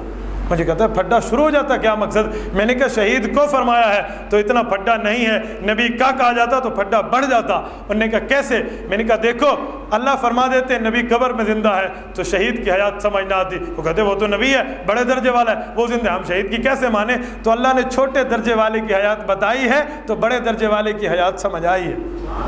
سمجھ آئیے، حضرت عمر فاروق بھی مومن ہیں اور حضور فرماتے ہیں اتقوا فراست المؤمن فإنه ينظر بنور اللہ، مومن کے جو ہے نا فراست سے ڈرو، رب کے نور سے دیکھتا ہے۔ میں سمجھانے کے لیے بات کرتا ہوں، شاید الہام ہوا ہو حضرت عمر فاروق رضی اللہ عنہ کو کہ نبی کا وسیلہ لوگ انکار کریں گے نہیں مانیں گے، انہوں نے حضور پاک کے چچا کا وسیلہ دے کے بتایا چھوٹا کا وسیلہ دیا ہے تو بڑے کا وسیلہ سمجھ آیا ہے۔ اتقوا فراست المومن پہ بتا رہا ہوں، ورنہ حضرت ساریہ والی بات اس پہ دلیل اور تائید بن سکتی ہے کہ وہ اس طرح حضرت عمر فاروق کو یہ چیزیں محدث کے درجے میں معاملہ جہاں تک جانتے ہیں۔ چلو اس واقعے سے جن حضرات نے استدلال کیا ہے وسیلے پہ اس حدیث سے، ان مستدلین میں حافظ ابن حجر اسقلانی رحمۃ اللہ علیہ فتح الباری جلد 2 صفحہ 641 باب سوال الناس الامام الاستسقاء، اس کے تحت لکھتے ہیں ان رسول اللہ صلی اللہ علیہ وسلم کانا یرى للعباس ما يرى الولد للوالد فاقتدوا بها ایها الناس برسول اللہ صلی اللہ علیہ وسلم فی امه العباس واتخذوه وسیلہ الی اللہ فیما برہ حتی سقاهم اللہ۔ فرمایا لوگوں حضور پاک علیہ السلام کا وسیلہ چھوڑ کے حضرت عباس کا وسیلہ دیا، حضرت عباس حضرت رسول اللہ صلی اللہ علیہ وسلم ان کو اپنے والد کے درجے میں سمجھتے تھے، ام الرجل سنو ابی کی بات ہے، والد کے درجے میں سمجھتے تھے، اس لیے ان کا وسیلہ دیا اور ابھی اپنی جگہ سے ہٹے نہیں تھے۔ اس وسیلے بالذات کی برکت تھی کہ اللہ پاک نے بارش برسا دی تھی، ٹھیک ہے، وسیلہ بالذات تو ہے ہی نا، تبھی تو اس کا معاملہ یہ ہوا۔ حکیم الامت حضرت تھانوی نے التکشف صفحہ 675 کے اوپر بعنوان غیر انبیاء سے بھی توسل جائز ہے، اس کے تحت بھی حدیث بالا سے استدلال کیا ہے اور واضح فرمایا۔ حضرت تھانوی فرماتے ہیں مثل حدیث بالا اس سے توسل جائز ہے، نبی علیہ السلام کے لیے جواز توسل تو ہے ہی ظاہر۔ حضرت عمر فاروق کا اس قول سے یہ بتانا مقصود ہے کہ غیر انبیاء سے بھی توسل جائز ہے، اس سے بعض کا یہ سمجھنا کہ احیاء و اموات کا حکم متفاوت ہے بلا دلیل ہے۔ اول تو بنص حدیث قبر میں زندہ ہیں، دوسرے جو علت جواز کی ہے وہ مشترک ہے، تو حکم مشترک کیوں نہ ہو؟ ٹھیک ہے، میں نے کہا نا سماع وسیلہ بالاحیاء مانتے ہیں۔ حضرت جو ہے نا اشرف علی تھانوی رحمہ اللہ کی بات آ گئی۔ شیخ الاسلام زاہد بن اصل کوثری نے مقالات کوثری صفحہ 247 پہ کنہ نفعل صحابی کی بات کو ذکر کیا کہ جب صحابی کنہ نفعل کی بات کرے تو اس کا معنی یہ صحابہ کا عمل یہی تھا، تو صحابہ کرام کا یہی عمل ہے کہ وہ ذات کا وسیلہ بھی دیا کرتے تھے۔ اس کے ساتھ اگلے صفحے پہ آ جائیں، صفحہ 12 کے اوپر फ़क़ीह अल-असर हज़रत मुफ्ती रशीद अहमद लुधियानवी रहमतुल्लाह ताला अलैह का ये जो असर अल-फतावा जिल्द अव्वल सफ़ा 334 335 से बात नकल की है, कहते हैं हज़रत उमर फ़ारूक के कौल से बाद हज़रात ने जवाज़ तवस्सुल की तख़सीस बिल अहया का दावा किया। जब सही नहीं तवस्सुल साबित हो गया, अहया व अमवात का माबिल फ़र्क क्या है? अगर कुछ फ़र्क तस्लीम कर लिया जाए तो मसला बरक्स होना चाहिए। ज़िंदा इंसान तग़य्युर अहवाल से मामून नहीं है, इसलिए हदीस पाक में वारिद। वो ये मसला समझाना चाहते हैं कि ज़िंदा इंसान, अगर तुम कहते हो ज़िंदा का वसीला दें तो ज़िंदा तो तग़य्युर ज़माने से मामून नहीं है, हो सकता है बदल जाए, हो सकता है ना बदले। जैसे हज़रत इब्न मसऊद रज़ी अल्लाह अन्हु के लफ्ज़ हैं, मन कान मुस्तन्न फल्यस्तन्न बिमन कद मात। इक्तदा करना चाहते हो तो फौत शुदा की करो, वो अमाल से हट गए, अब फितना उन पे ऊपर मुब्तला नहीं हो सकता। फ़इन्नल हय्य ला तुअमन अलैहिल फितना, जो जिंदा होता है फितने में कभी तो मुब्तला हो सकता है। जब इस बंदे का मानते हो जो बाद में फितने में मुब्तला हो जाए, तो उस बंदे का मानो जो फौत हो गया फितने में मुब्तला नहीं हो सकता, तो बदरी की औला जायज़ है। हज़रत लुधियानवी रहमतुल्लाह अलैह। अच्छा, इसके साथ हदीस नंबर 2 है, ये सुनन इब्न माजा सफ़ा 99 बाब सलातुल हाजत के तहत हज़रत उस्मान इब्न हुनैफ रज़ी अल्लाह ताला अन्हु की है। मैं टाइम के इख्तिसार देखते हुए तर्जमे पे इत्तेफाक करता हूँ, आप देख लें। हज़रत उस्मान इब्न हुनैफ रज़ी अल्लाह ताला अन्हु फरमाते हैं, एक नाबीना आदमी हुज़ूर की खिदमत में हाज़िर होता है, दरख्वास्त करता है आफ़ियत की, या रसूल अल्लाह दुआ फरमाते हैं। हुज़ूर पाक ने फरमाया, चाहो तो आखरत के लिए दुआ मांगो, चाहो तो दुनिया के लिए। या रसूल अल्लाह दुनिया के लिए मांग लीजिए। हुज़ूर ने फरमाया, अच्छी तरह वज़ू कर, 2 रकात पढ़ और फिर ये दुआ मांग, अतवज्जहु इलैका बि मुहम्मदिन सल्लल्लाहु अलैहि वसल्लम नबी रहमा, हुज़ूर की ज़ात का वसीला दे, अल्लाह तुम्हें अता फरमाएंगे। ये भी हदीस मौजूद है। हदीस ज़ईफ़ है, बाज़ एतराज़ करते हैं तो सही है। हदीस में इमाम इब्न माजा ने अबू इसहाक़ रहमहुल्लाह मुहद्दिस का कौल पेश किया है, सुनन इब्न माजा सफ़ा 99 इसी जगह, हाज़ा हदीसुन सहीहुन। इमाम अबू ईसा तिरमिज़ी ने जामे तिरमिज़ी जिल्द 2 सफ़ा 198 पे हाज़ा हदीसुन हसनुन सहीहुन। हज़रत इमाम अबू अब्दुल्लाह अल हाकिम फरमाते हैं, सहीहुन अला शर्त शेखैन, बुखारी और मुस्लिम की शर्त पर है, और नहीं तो गैर मुक़ल्लिदीन के इमाम नासिरुद्दीन अलबानी भी जामे तिरमिज़ी के हाशिये में से सही मान गया है। मौलाना हबीबुर रहमान अल आज़मी ने सही इब्न खुज़ैमा में वहाँ भी इसको उस हाशिये पे इसको सही माना है। मुस्तदल्लीन में और छोड़ें तो आले बिदत में गैर मुक़ल्लिद इस मामले पे एतराज़ करते हैं। तोहफ़तुज़ ज़ाकिरीन उठा लो, इसमें काज़ी शौकानी तुम्हारा इमाम कह के जा रहा है, व फिल हदीसी दलीलुन अला जवाज़ तवस्सुल बिरसूलिल्लाह सल्लल्लाहु अलैहि वसल्लम इलल्लाहि अज़्ज़ा वजल मा एतिक़ाद अन्नल फ़ाइल हुवल्लाहु तआला वल्लाहु सुब्हानहु व तआला। अगर एतकाद यही हो कि करने वाला खुदा है तो हुज़ूर पाक अलैहिस्सलाम का वसीला भी जायज़ है। हमारा भी यही एतकाद है, करने वाला खुदा है, इसलिए हुज़ूर पाक अलैहिस्सलाम का वसीला भी जायज़ है। हकीमुल उम्मत हज़रत थानवी रहमतुल्लाह ताला अलैह ने इसी को नकल करके नशरुत्तीब सफ़ा 240 पे वसीला बिज़ात से इस्तिदलाल किया है। हज़रत थानवी फरमाते हैं, इससे साबित हुआ जिस तरह तवस्सुल किसी नबी का किसी के दुआ का जायज़ है, इसी तरह तवस्सुल दुआ में भी किसी ज़ात का भी जायज़ है। मुफ्ती किफ़ायतुल्लाह दहलवी रहमतुल्लाह ताला अलैह ने किफ़ायतुल मुफ्ती जिल्द 2 सफ़ा 85 पे वाज़ेह तौर पे लिखा, फरमाया अल्लाहुम्मा इन्नी अतवज्जलु इलैका बि नबीका नबी रहमा। ये हदीस जो है इससे तवस्सुल की जवाज़ की दलील बनती है।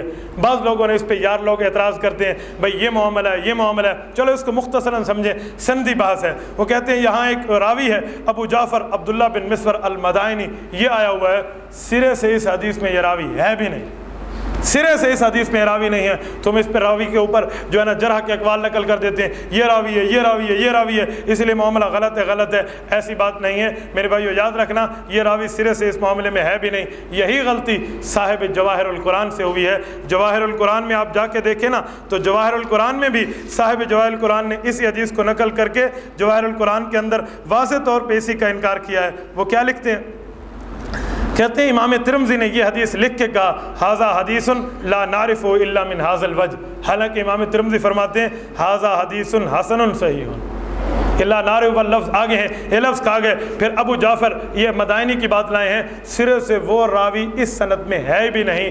आप ये मत समझें मैंने जवाहिरुल कुरान की बात करके शेखुल कुरान मौलाना ग़ुलामुल्लाह ख़ान रहमतुल्लाह ताला अलैह पे जो है ना एतराज़ किया है। मौलाना ग़ुलामुल्लाह ख़ान साहिब जवाहिरुल कुरान नहीं हैं, मौलाना ग़ुलामुल्लाह ख़ान नहीं है। तवज्जो, मैं इस आप देख लें एक दफ़ा, अब इधर देखो, میں کہہ رہا ہوں توجہ آپ پھر ادھر دیکھتے ہیں اللہ کے بندے.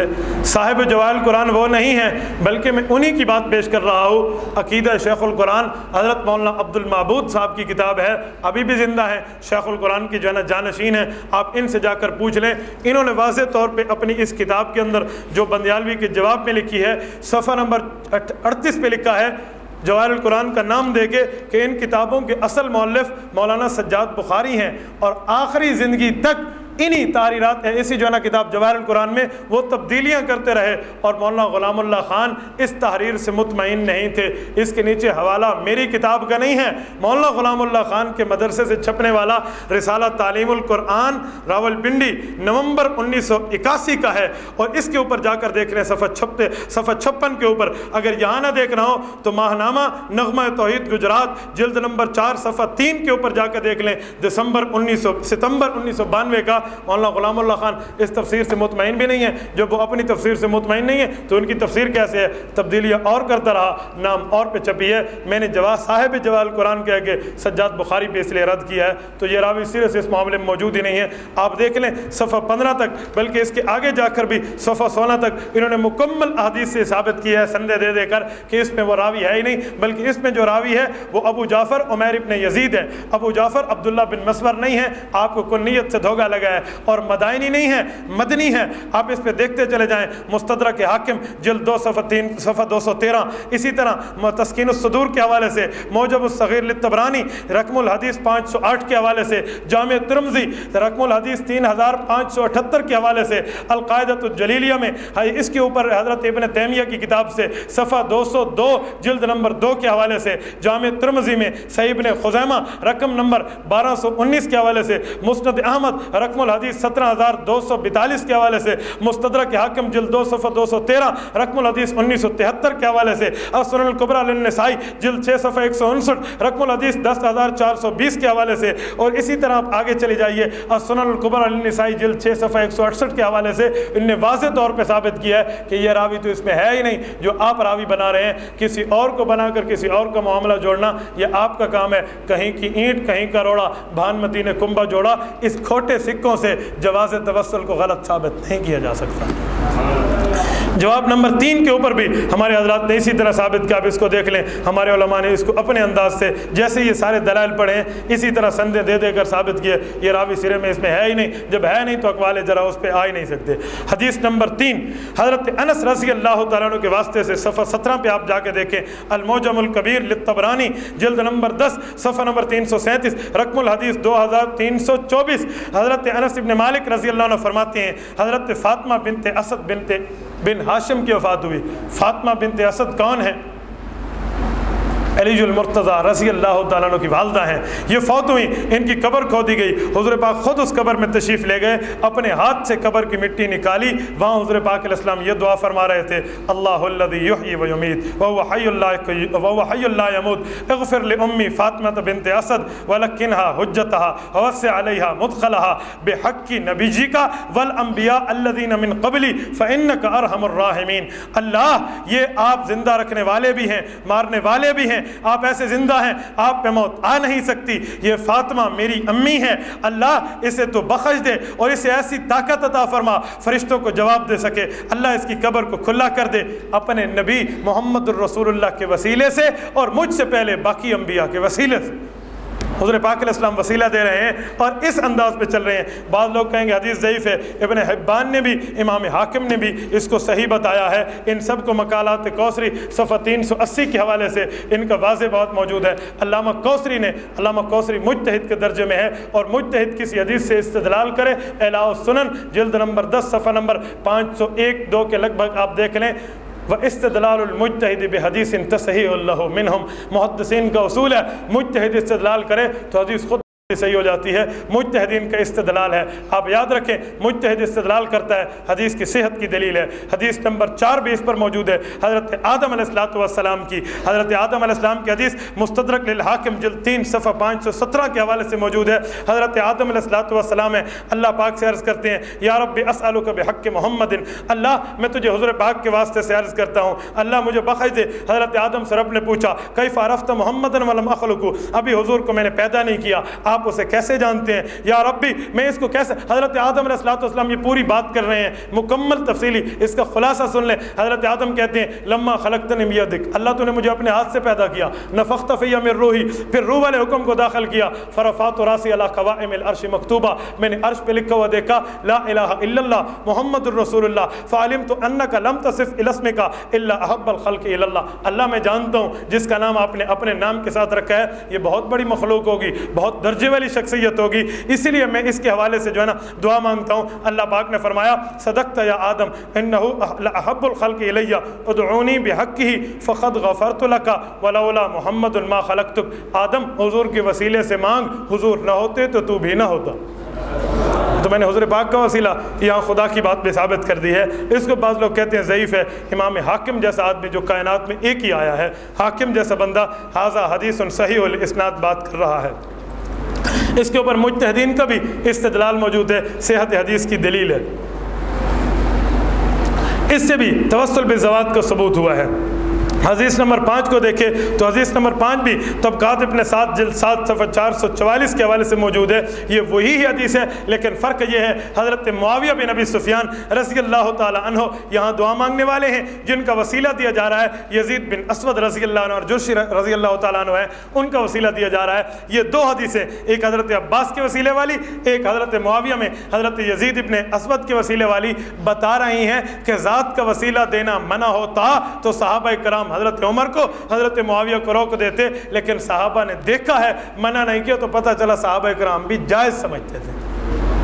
مستدلین میں ابو اسحاق ابراہیم بن علی بھی موجود ہے، المہذب شرح المجموع میں ہے۔ امام نووی رحمۃ اللہ علیہ نے اس کو جلد 7 جلد 6 صفحہ 110 اسی کتاب پہ اس کو ثابت کیا ہے۔ حدیث نمبر 6 بھی دیکھ لیں، یہ طبرانی معجم الصغیر کے حوالے سے موجود ہے، اس میں بھی وہی بات ہے، لیکن عثمان ابن حنیف وہی دعا جو حضور سے سیکھی تھی ایک ایسے شخص کو سکھا رہے ہیں جو بادشاہ کے دربار حضرت عثمان رضی اللہ عنہ کے دربار میں آتا ہے اور حضرت عثمان توجہ نہیں کر پاتے تو اس کی طرف آ کر بات سیدھی نہیں ہوتی، یہ اسے نبی کا وسیلہ سکھاتے ہیں، اس وسیلے سے دعا مانگتے ہیں تو خلیفہ وقت کی توجہ ان کی طرف مبذول ہو جاتی ہے۔ امام طبرانی بھی اس حدیث کو صحیح کہتے ہیں، اس معجم الصغیر جلد 1 صفحہ 184 پہ امام منذری نے بھی اس حدیث کی تائید کی ہے، الترغیب والترہیب جلد اول صفحہ 272 پہ امام ابن حجر مکی رحمۃ اللہ علیہ رواہ الطبرانی کہہ کے بسند جید فرماتے ہیں کہ سند عمدہ سید ہے۔ حاشیہ ابن مکی جو ہے نا الازا، یہ جو حاشیہ ابن حجر کا المکی کا الاضاء فی المناسک کے اندر اس کی صفحہ نمبر 500 کے اوپر یہ تصحیح موجود ہے۔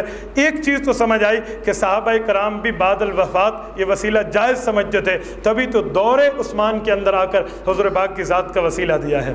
اچھا، اجماع امت بھی اس پر ثابت ہے۔ امت کا اجماع تو بہت بڑی چیز ہوتی ہے، اجماع امت یاد رکھیں، الاجماع ینسخ ولا ینسخ، اجماع آگے منسوخ کرتا ہے، خود منسوخ نہیں ہوتا۔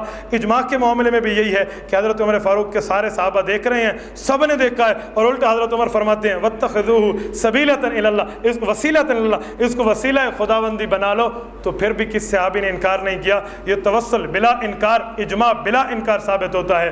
دوسری دلیل کے اوپر دیکھیں صفحہ 21 پر طبقات ابن سعد کے اسی حوالے سے جو ابھی گزری ہے، حضرت معاویہ کے معاملے میں سب صحابہ نے دیکھا، کسی نے انکار نہیں کیا۔ تیسری دلیل دیکھیں، یہ جو ہے نا اپنے رسالہ میں الدر النزید فی کلمۃ الاخلاص التوحید میں قاضی شوکانی بھی مان گیا ہے، ثبت التوسل بغیرہ بعد موتہ باجماع الصحابۃ اجماعا سکوتیہ، اجماع سکوتی اس پہ قائم ہے، وہ بھی اس کو مان رہا ہے۔ سلف صالحین میں حضرت علی المرتضیٰ رضی اللہ تعالیٰ عنہ کا قول موجود ہے۔ حضرت علی المرتضیٰ کا یہ بہت پیارا واقعہ ہے، اس کو ذرا سن لیں۔ علی المرتضیٰ رضی اللہ تعالیٰ عنہ کہتے ہیں، کنز العمال جلد 8 صفحہ 204 باب صلاۃ الاسقاء کے تحت موجود ہے۔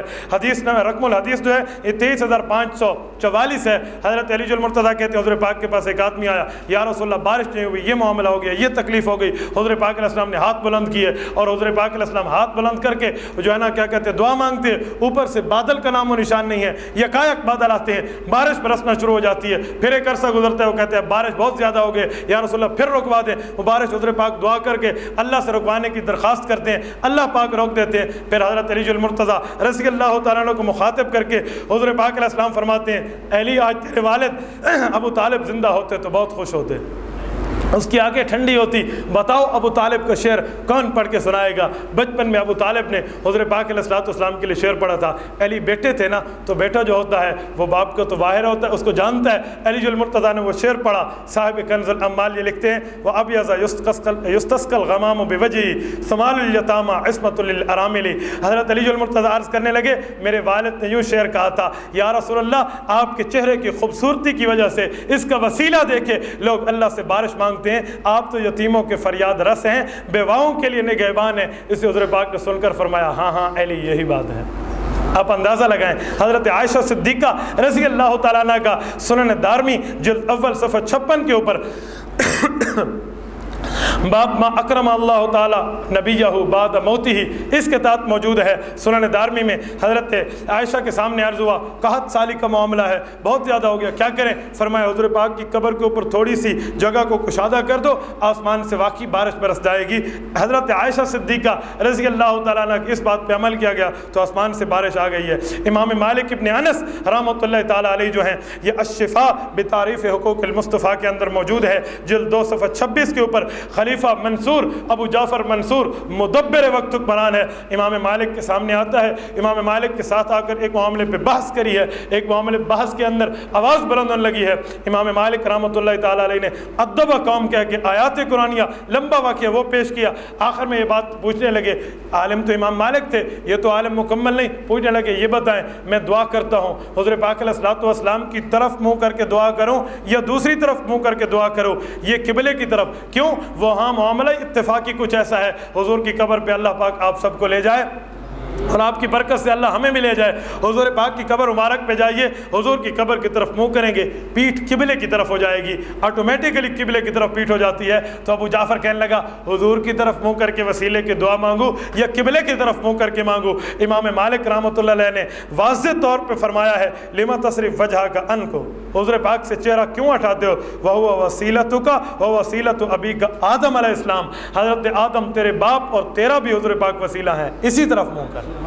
آپ اندازہ لگائیں، حضرت امام مالک ابن انس، امام شافعی رحمۃ اللہ تعالیٰ علیہ کے لیے خطیب بغدادی نے تاریخ میں جلد نمبر 1 صفحہ نمبر 110 پہ حضرت امام شافعی کا قول پیش کیا ہے۔ وہ کہتے ہیں، میں حضرت امام ابو حنیفہ کی تبرک پیش کرنے کے لیے اس کی قبر پہ آ کے وسیلہ دیتا ہوں، اس کی جو ہے نا حضرت امام ابو حنیفہ کا وسیلہ دے کے اللہ سے مانگتا ہوں تو میری حاجت پوری ہو جایا کرتی ہے۔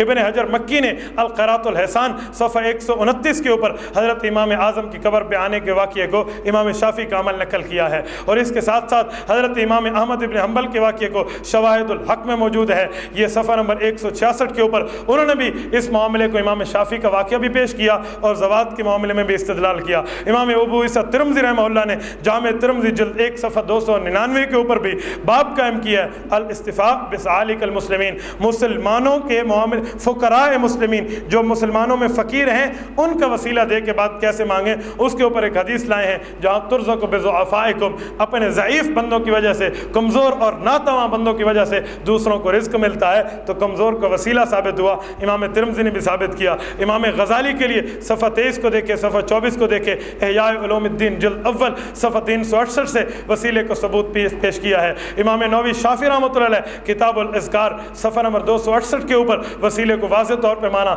امام کمال الدین ابن الحمام الحنفی رحمۃ اللہ تعالیٰ علیہ وسیلے کو واضح طور پہ صفحہ فتح القدیر ہدایہ کی شرح جلد 3 صفحہ 159 کے اوپر وسیلے کو مانا اور حضور پاک علیہ الصلوۃ والسلام کی وسیلے کی بات کی ہے، اور جاتے ہوئے یہی کہا کہ ثم ينفر متباکیا، جب حضور پاک علیہ الصلوۃ والسلام کی قبر سے ہٹے پھر روتے ہوئے بندہ ہٹے، یہ روتے ہوئے پھر حضور پاک کا وسیلہ دینے کے بعد شکل جو ہے نا روتی ہوئے بنا کر حضور پاک کی فراق کی وجہ سے بندہ ہٹ کر واپس آئے۔ علامہ قسطلانی کی بات کو میں پہلے نقل کر چکا ہوں، وہ اس کے بعد جب میں تنقیح کی بات نقل کر رہا تھا، المواہب اللدنیہ، اور اس کے ساتھ ساتھ یاد رکھیں، یہ حوالہ بھی یاد رکھیں، مقدمہ شامی میں امام شامی رحمۃ اللہ علیہ قول موجود ہے، بنبی المکرم و بامامہ الاعظم، اللہ میں امام اعظم کا وسیلہ بھی دیتا ہوں، حضور پاک کا وسیلہ بھی دیتا ہوں، وہ شامی جس کے فتوے پہ آج فتوے کا مدار ہے۔ جس کے فتاوے پہ آج مدار ہے، اس نے مقدمہ شامی میں یہ بات پیش کی۔ ہمیں ایک مماتی کا شاگرد تھا، وہ میرے پاس پڑھنے آیا، مقدمہ شامی کی پڑھائی کے دوران مجھے کہنے لگا کہ ہمارے استاد جی کہتے ہیں کہ یہ لوگ شامی نہیں مانتے۔ تو اس دن اتفاق سے 2 دن بعد یہی سبق آنے والا تھا، تو میں نے وہی سبق نکال کے اس لڑکے سے کہا اپنے استاد کے پاس جاتا ہے؟ انہوں نے کہا جاتا رہتا ہوں۔ میں نے کہا اسے جا کے کہنا مولوی صاحب کہہ رہا تھا میں یہی شامی مانتا ہوں جس میں امام ابو حنیفہ کا وسیلہ موجود ہے۔ اس نے جا کے اسے دکھایا کہ استاد جی وہ مولوی صاحب کہتے ہیں ہم شامی مانتے ہیں اور یہی مانتے ہیں جس میں امام صاحب کا وسیلہ ہے۔ تو کہنے لگے یہ شامی ہے، کوئی قرآن تھوڑا ہے؟ ٹھیک ہے، میں نے کہا نا کبھی یہ کسی کتاب کو بالکل مکمل نہیں مانیں گے، آپ دیکھ کے تجربہ کر لیں، یہ ایسا ہی معاملہ ہے۔ حضرت شاہ ولی اللہ کا حوالہ بھی میں آپ کے سامنے نقل کر چکا ہوں، المحند المفند کا حوالہ صفحہ 25 پہ موجود ہے، یہ بھی آپ کے سامنے پہلے نقل کر چکا ہوں، یہ حوالہ آ چکا ہے۔ اس پہ جن نے دستخط کیے ہیں ان کے نام بھی آ گئے کہ 24 چوٹی کے علماء نے دستخط کیے ہیں۔ مسئلہ توسل اور غیر مقلدین میں دیکھیں اور کچھ نہیں تو قاضی شوکانی کی بات پہلے آ چکی ہے تحفۃ الذاکرین کے حوالے سے، انہوں نے بھی اس کو مانا ہے۔ صفحہ تحفۃ الذاکرین صفحہ 56 پہ انبیاء کی ذات کے وسیلے کو، نبی اور غیر نبی کی ذات کے وسیلے کو مانا، بلکہ اس پہ دلیلیں دی ہے، فیہ دلیل علی جواز التوسل برسول اللہ صلی اللہ علیہ وسلم۔ اور اس کے ساتھ ساتھ اور نہیں تو وحید الزمان غیر مقلد اپنی کتاب ہدیۃ المہدی میں اسی بات کو نقل کرتا ہے کہ ہمارے اصحاب میں قاضی شوکانی جو ہے بڑے دھڑلے سے اس معاملے میں قائل ہے۔ آخر میں صفحہ 27 میں شبہات پہ آ جائیں کہ غیر مقلد اور مماتی اہل بدعت اس پہ شبہ پیش کرتے ہیں، کہتے ہیں سورۃ زمر آیت نمبر 3 میں ہے ما نعبدہم الا لیقربونا الی اللہ زلفیٰ۔ یہ جو مشرکین کہا کرتے تھے کہ ہم ان بتوں کی عبادت یا ان بزرگوں کی باتیں اسی لیے ان کی عبادت کرتے ہیں کہ ہمیں اللہ کے قریب کر دیں، تو تم بھی وسیلہ اسی لیے دیتے ہو کہ تمہیں خدا کے قریب کر دیں۔ میں کہتا ہوں اللہ تمہیں آنکھیں دے اور آنکھیں دے کر پھر اس آیت کو دیکھنے کی توفیق دے۔ ما نعبدہم ہے، ما نتوسل الیہم نہیں ہے، یہ وسیلے کی بات نہیں ہے، عبادت کی بات ہے۔ ہم وسیلہ پیش کرتے ہیں، عبادت کی بات پیش نہیں کرتے، معاملہ اور ہے اور معاملے پہ فٹ کر جاتے ہو۔ کافروں والے معاملے کو نبی کے وسیلے پہ فٹ کرنا، صفحہ 1092 کو دیکھ لینا، بخاری شریف جلد 2 میں عبداللہ ابن عمر فرماتے ہیں شرار الخلق وہی لوگ ہیں جو وہ آیتیں جو کافروں کے لیے اتری ہیں نبی لوگوں کے اوپر اور اچھے لوگوں کے اوپر فٹ کر دیتے ہیں، وہ دنیا میں بدترین مخلوق ہے۔ یہ ان والا معاملہ آپ مت کیجئے، یہ اس اعتراض کے اوپر یہ معاملہ یہ یاد رکھیں، اور جو وسیلے کے اندر یوں کرے کہ جس کا وسیلہ پیش کر رہا ہوں یہ جو ہے نا کیا کہتے ہیں متصرف الامور بھی ہے، عالم الغیب بھی ہے، مشکل کشا بھی ہے، ہم اس وسیلے کو شرک کہتے ہیں۔ یہ وسیلہ تو نہیں ہے تو شرک ہے، وسیلہ کچھ اور ہے، شرک کچھ اور ہے۔ آپ دونوں کی تعریفات نہیں جانتے، علماء دیوبند دونوں کے اندر فرق جانتے ہیں، اس لیے وہ عقل والے ہیں اور تم بے عقل ہو۔ دوسرا صبح اس کے اوپر پیش کرتے ہیں کہ دیکھو مرقات میں ہے کہ اللہ تعالیٰ پر کوئی چیز واجب نہیں ہے، اللہ کے اوپر کس چیز کا حق نہیں ہے، اور آپ کہتے ہو بحق فلاں بحق فلاں، صاحب ہدایہ نے بھی لکھا ہے بحق فلاں نہیں کہنا چاہیے، تو تم نے بحق فلاں کیوں کہا ہے؟ بحق فلاں کہنا مکروہ ہے حنفیوں کے نزدیک۔ اس کے جواب دینے سے پہلے ایک جواب یہ ذہن میں رکھ لیں، یہ تحریرات حدیث جو میں آپ کو پیش کر چکا ہوں وہی صفحہ نمبر 396 1 2 3 4 جگہ حضرت مولانا حسین علی الوانی نے بحق نبی المکرم بجاہ نبی المکرم بحق فلان ان کے لفظ لائے ہیں۔ مکروہ ہے تو فتویٰ اس پہ پہلے دے، بعد میں ہم سے بات کرنا، ایک بات۔ اور دوسری بات یہ ہے ہم بحق کہہ کے واجب والا معنی نہیں لیتے، ہم بحق کہہ کے جو معنی لیتے ہیں وہ معنی لیتے ہیں وجوبی کے معنی میں نہیں، تفضیلی اور استحسانی کے معنی میں لیتے ہیں، جیسے سورۃ یونس آیت نمبر 103 میں ہے کان حقا علینا ننجی المؤمنین، ہمارے اوپر حق ہے ہم مومن کو نجات دیں، استحسانی اور تفضیلی معاملہ ہے۔ اس طرح سورۃ روم آیت 47 میں ہے وَكَانَ حَقًّا عَلَيْنَا نَصْرُ الْمُؤْمِنِينَ، یہ بھی اسی معنی میں حق لیتے ہیں، ہم حق اس معنی میں نہیں لیتے۔ یہ دوسری آپ معاملے میں دیکھیں جامع ترمذی ابواب الدعوات باب الدعاء اذا اصبح وامسا، اس کے تحت حضرت امام ترمذی روایت لائیں، حضور پاک فرماتے ہیں جو آدمی صبح شام یہ کہے رضیت باللہ ربا وبالاسلام دینا ومحمد النبی کان حقا علی اللہ ان یرضی، اللہ پاک پہ حق ہے قیامت کے دن اللہ سے راضی کریں گے، تو یہ حق بھی تفضیلی معنی میں ہے، جو جواب تم اس کا دو گے وہی جواب ہمارا اسی کا سمجھ لو، اس پہ بھی یہ شبہ نہیں پیش کیا جا سکتا۔ اور بعض لوگ کہتے ہیں اللہ کا دربار تو ہر وقت کھلا ہے، شبہ نمبر 3 میں دیکھیں خدا ہر وقت کھلا ہے، کیا ضرورت ہے وسیلے پیش کرنے کی، کیا ضرورت ہے وسیلوں کے معاملے میں؟ بعض لوگ کہتے ہیں کیا ضرورت ہے سیڑھیوں کو چڑھنے کی، سیڑھی تو چھت پہ چڑھنے کے لیے ہوتی ہے، اور اللہ نحن اقرب الیہ من حبل الورید، شاہرگ سے زیادہ قریب ہے، ادھر تو سیڑھی لگ نہیں سکتی، تم نے وسیلے کی سیڑھی کو درمیان میں کیوں اٹکا دیا ہے؟ میں پوچھوں گا یہ فتویٰ صرف جناب قبلہ کا میرے لیے ہے یا اپنے لیے بھی ہے؟ تم کیوں کہتے ہو اعمال کا وسیلہ جائز ہے؟ تم کیوں کہتے ہو اعمال کا جائز ہے؟ تمہارے اعمال کے وسیلہ دینے میں اللہ قریب نہیں ہوتے، بعید چلے جاتے ہیں، ذات کے وسیلے دینے میں خدا قریب آ جاتے ہیں۔ یہ کیسا معاملہ ہے؟ اپنے آپ کو بھی دیکھو، اگر اس سے وسیلہ بالذوات کی تردید ہوتی ہے تو وسیلہ بالاعمال کی بدری کے اولا پھر تمہارے مطابق تردید ہوگی۔ اصحاب الغار کا واقعہ ہمیں پیش مت کیا کرو، لیکن یہ معاملہ ایسا نہیں ہے، اسی خدا کا سکھایا ہوا ہے ادعونی بحقہ۔ میں نے آپ کے سامنے پڑھا ہے امام حاکم کی تصحیح سے، مستدرک حاکم کے حوالے سے، کہ آدم اسی کا وسیلہ دے، تو یہ معاملہ وہ نہیں ہے جو معاملہ تم سمجھے ہو۔ اللہ پاک آپ کو اور ہمیں صراط مستقیم عطا فرمائے۔ وآخر دعوانا ان الحمد للہ رب العالمین۔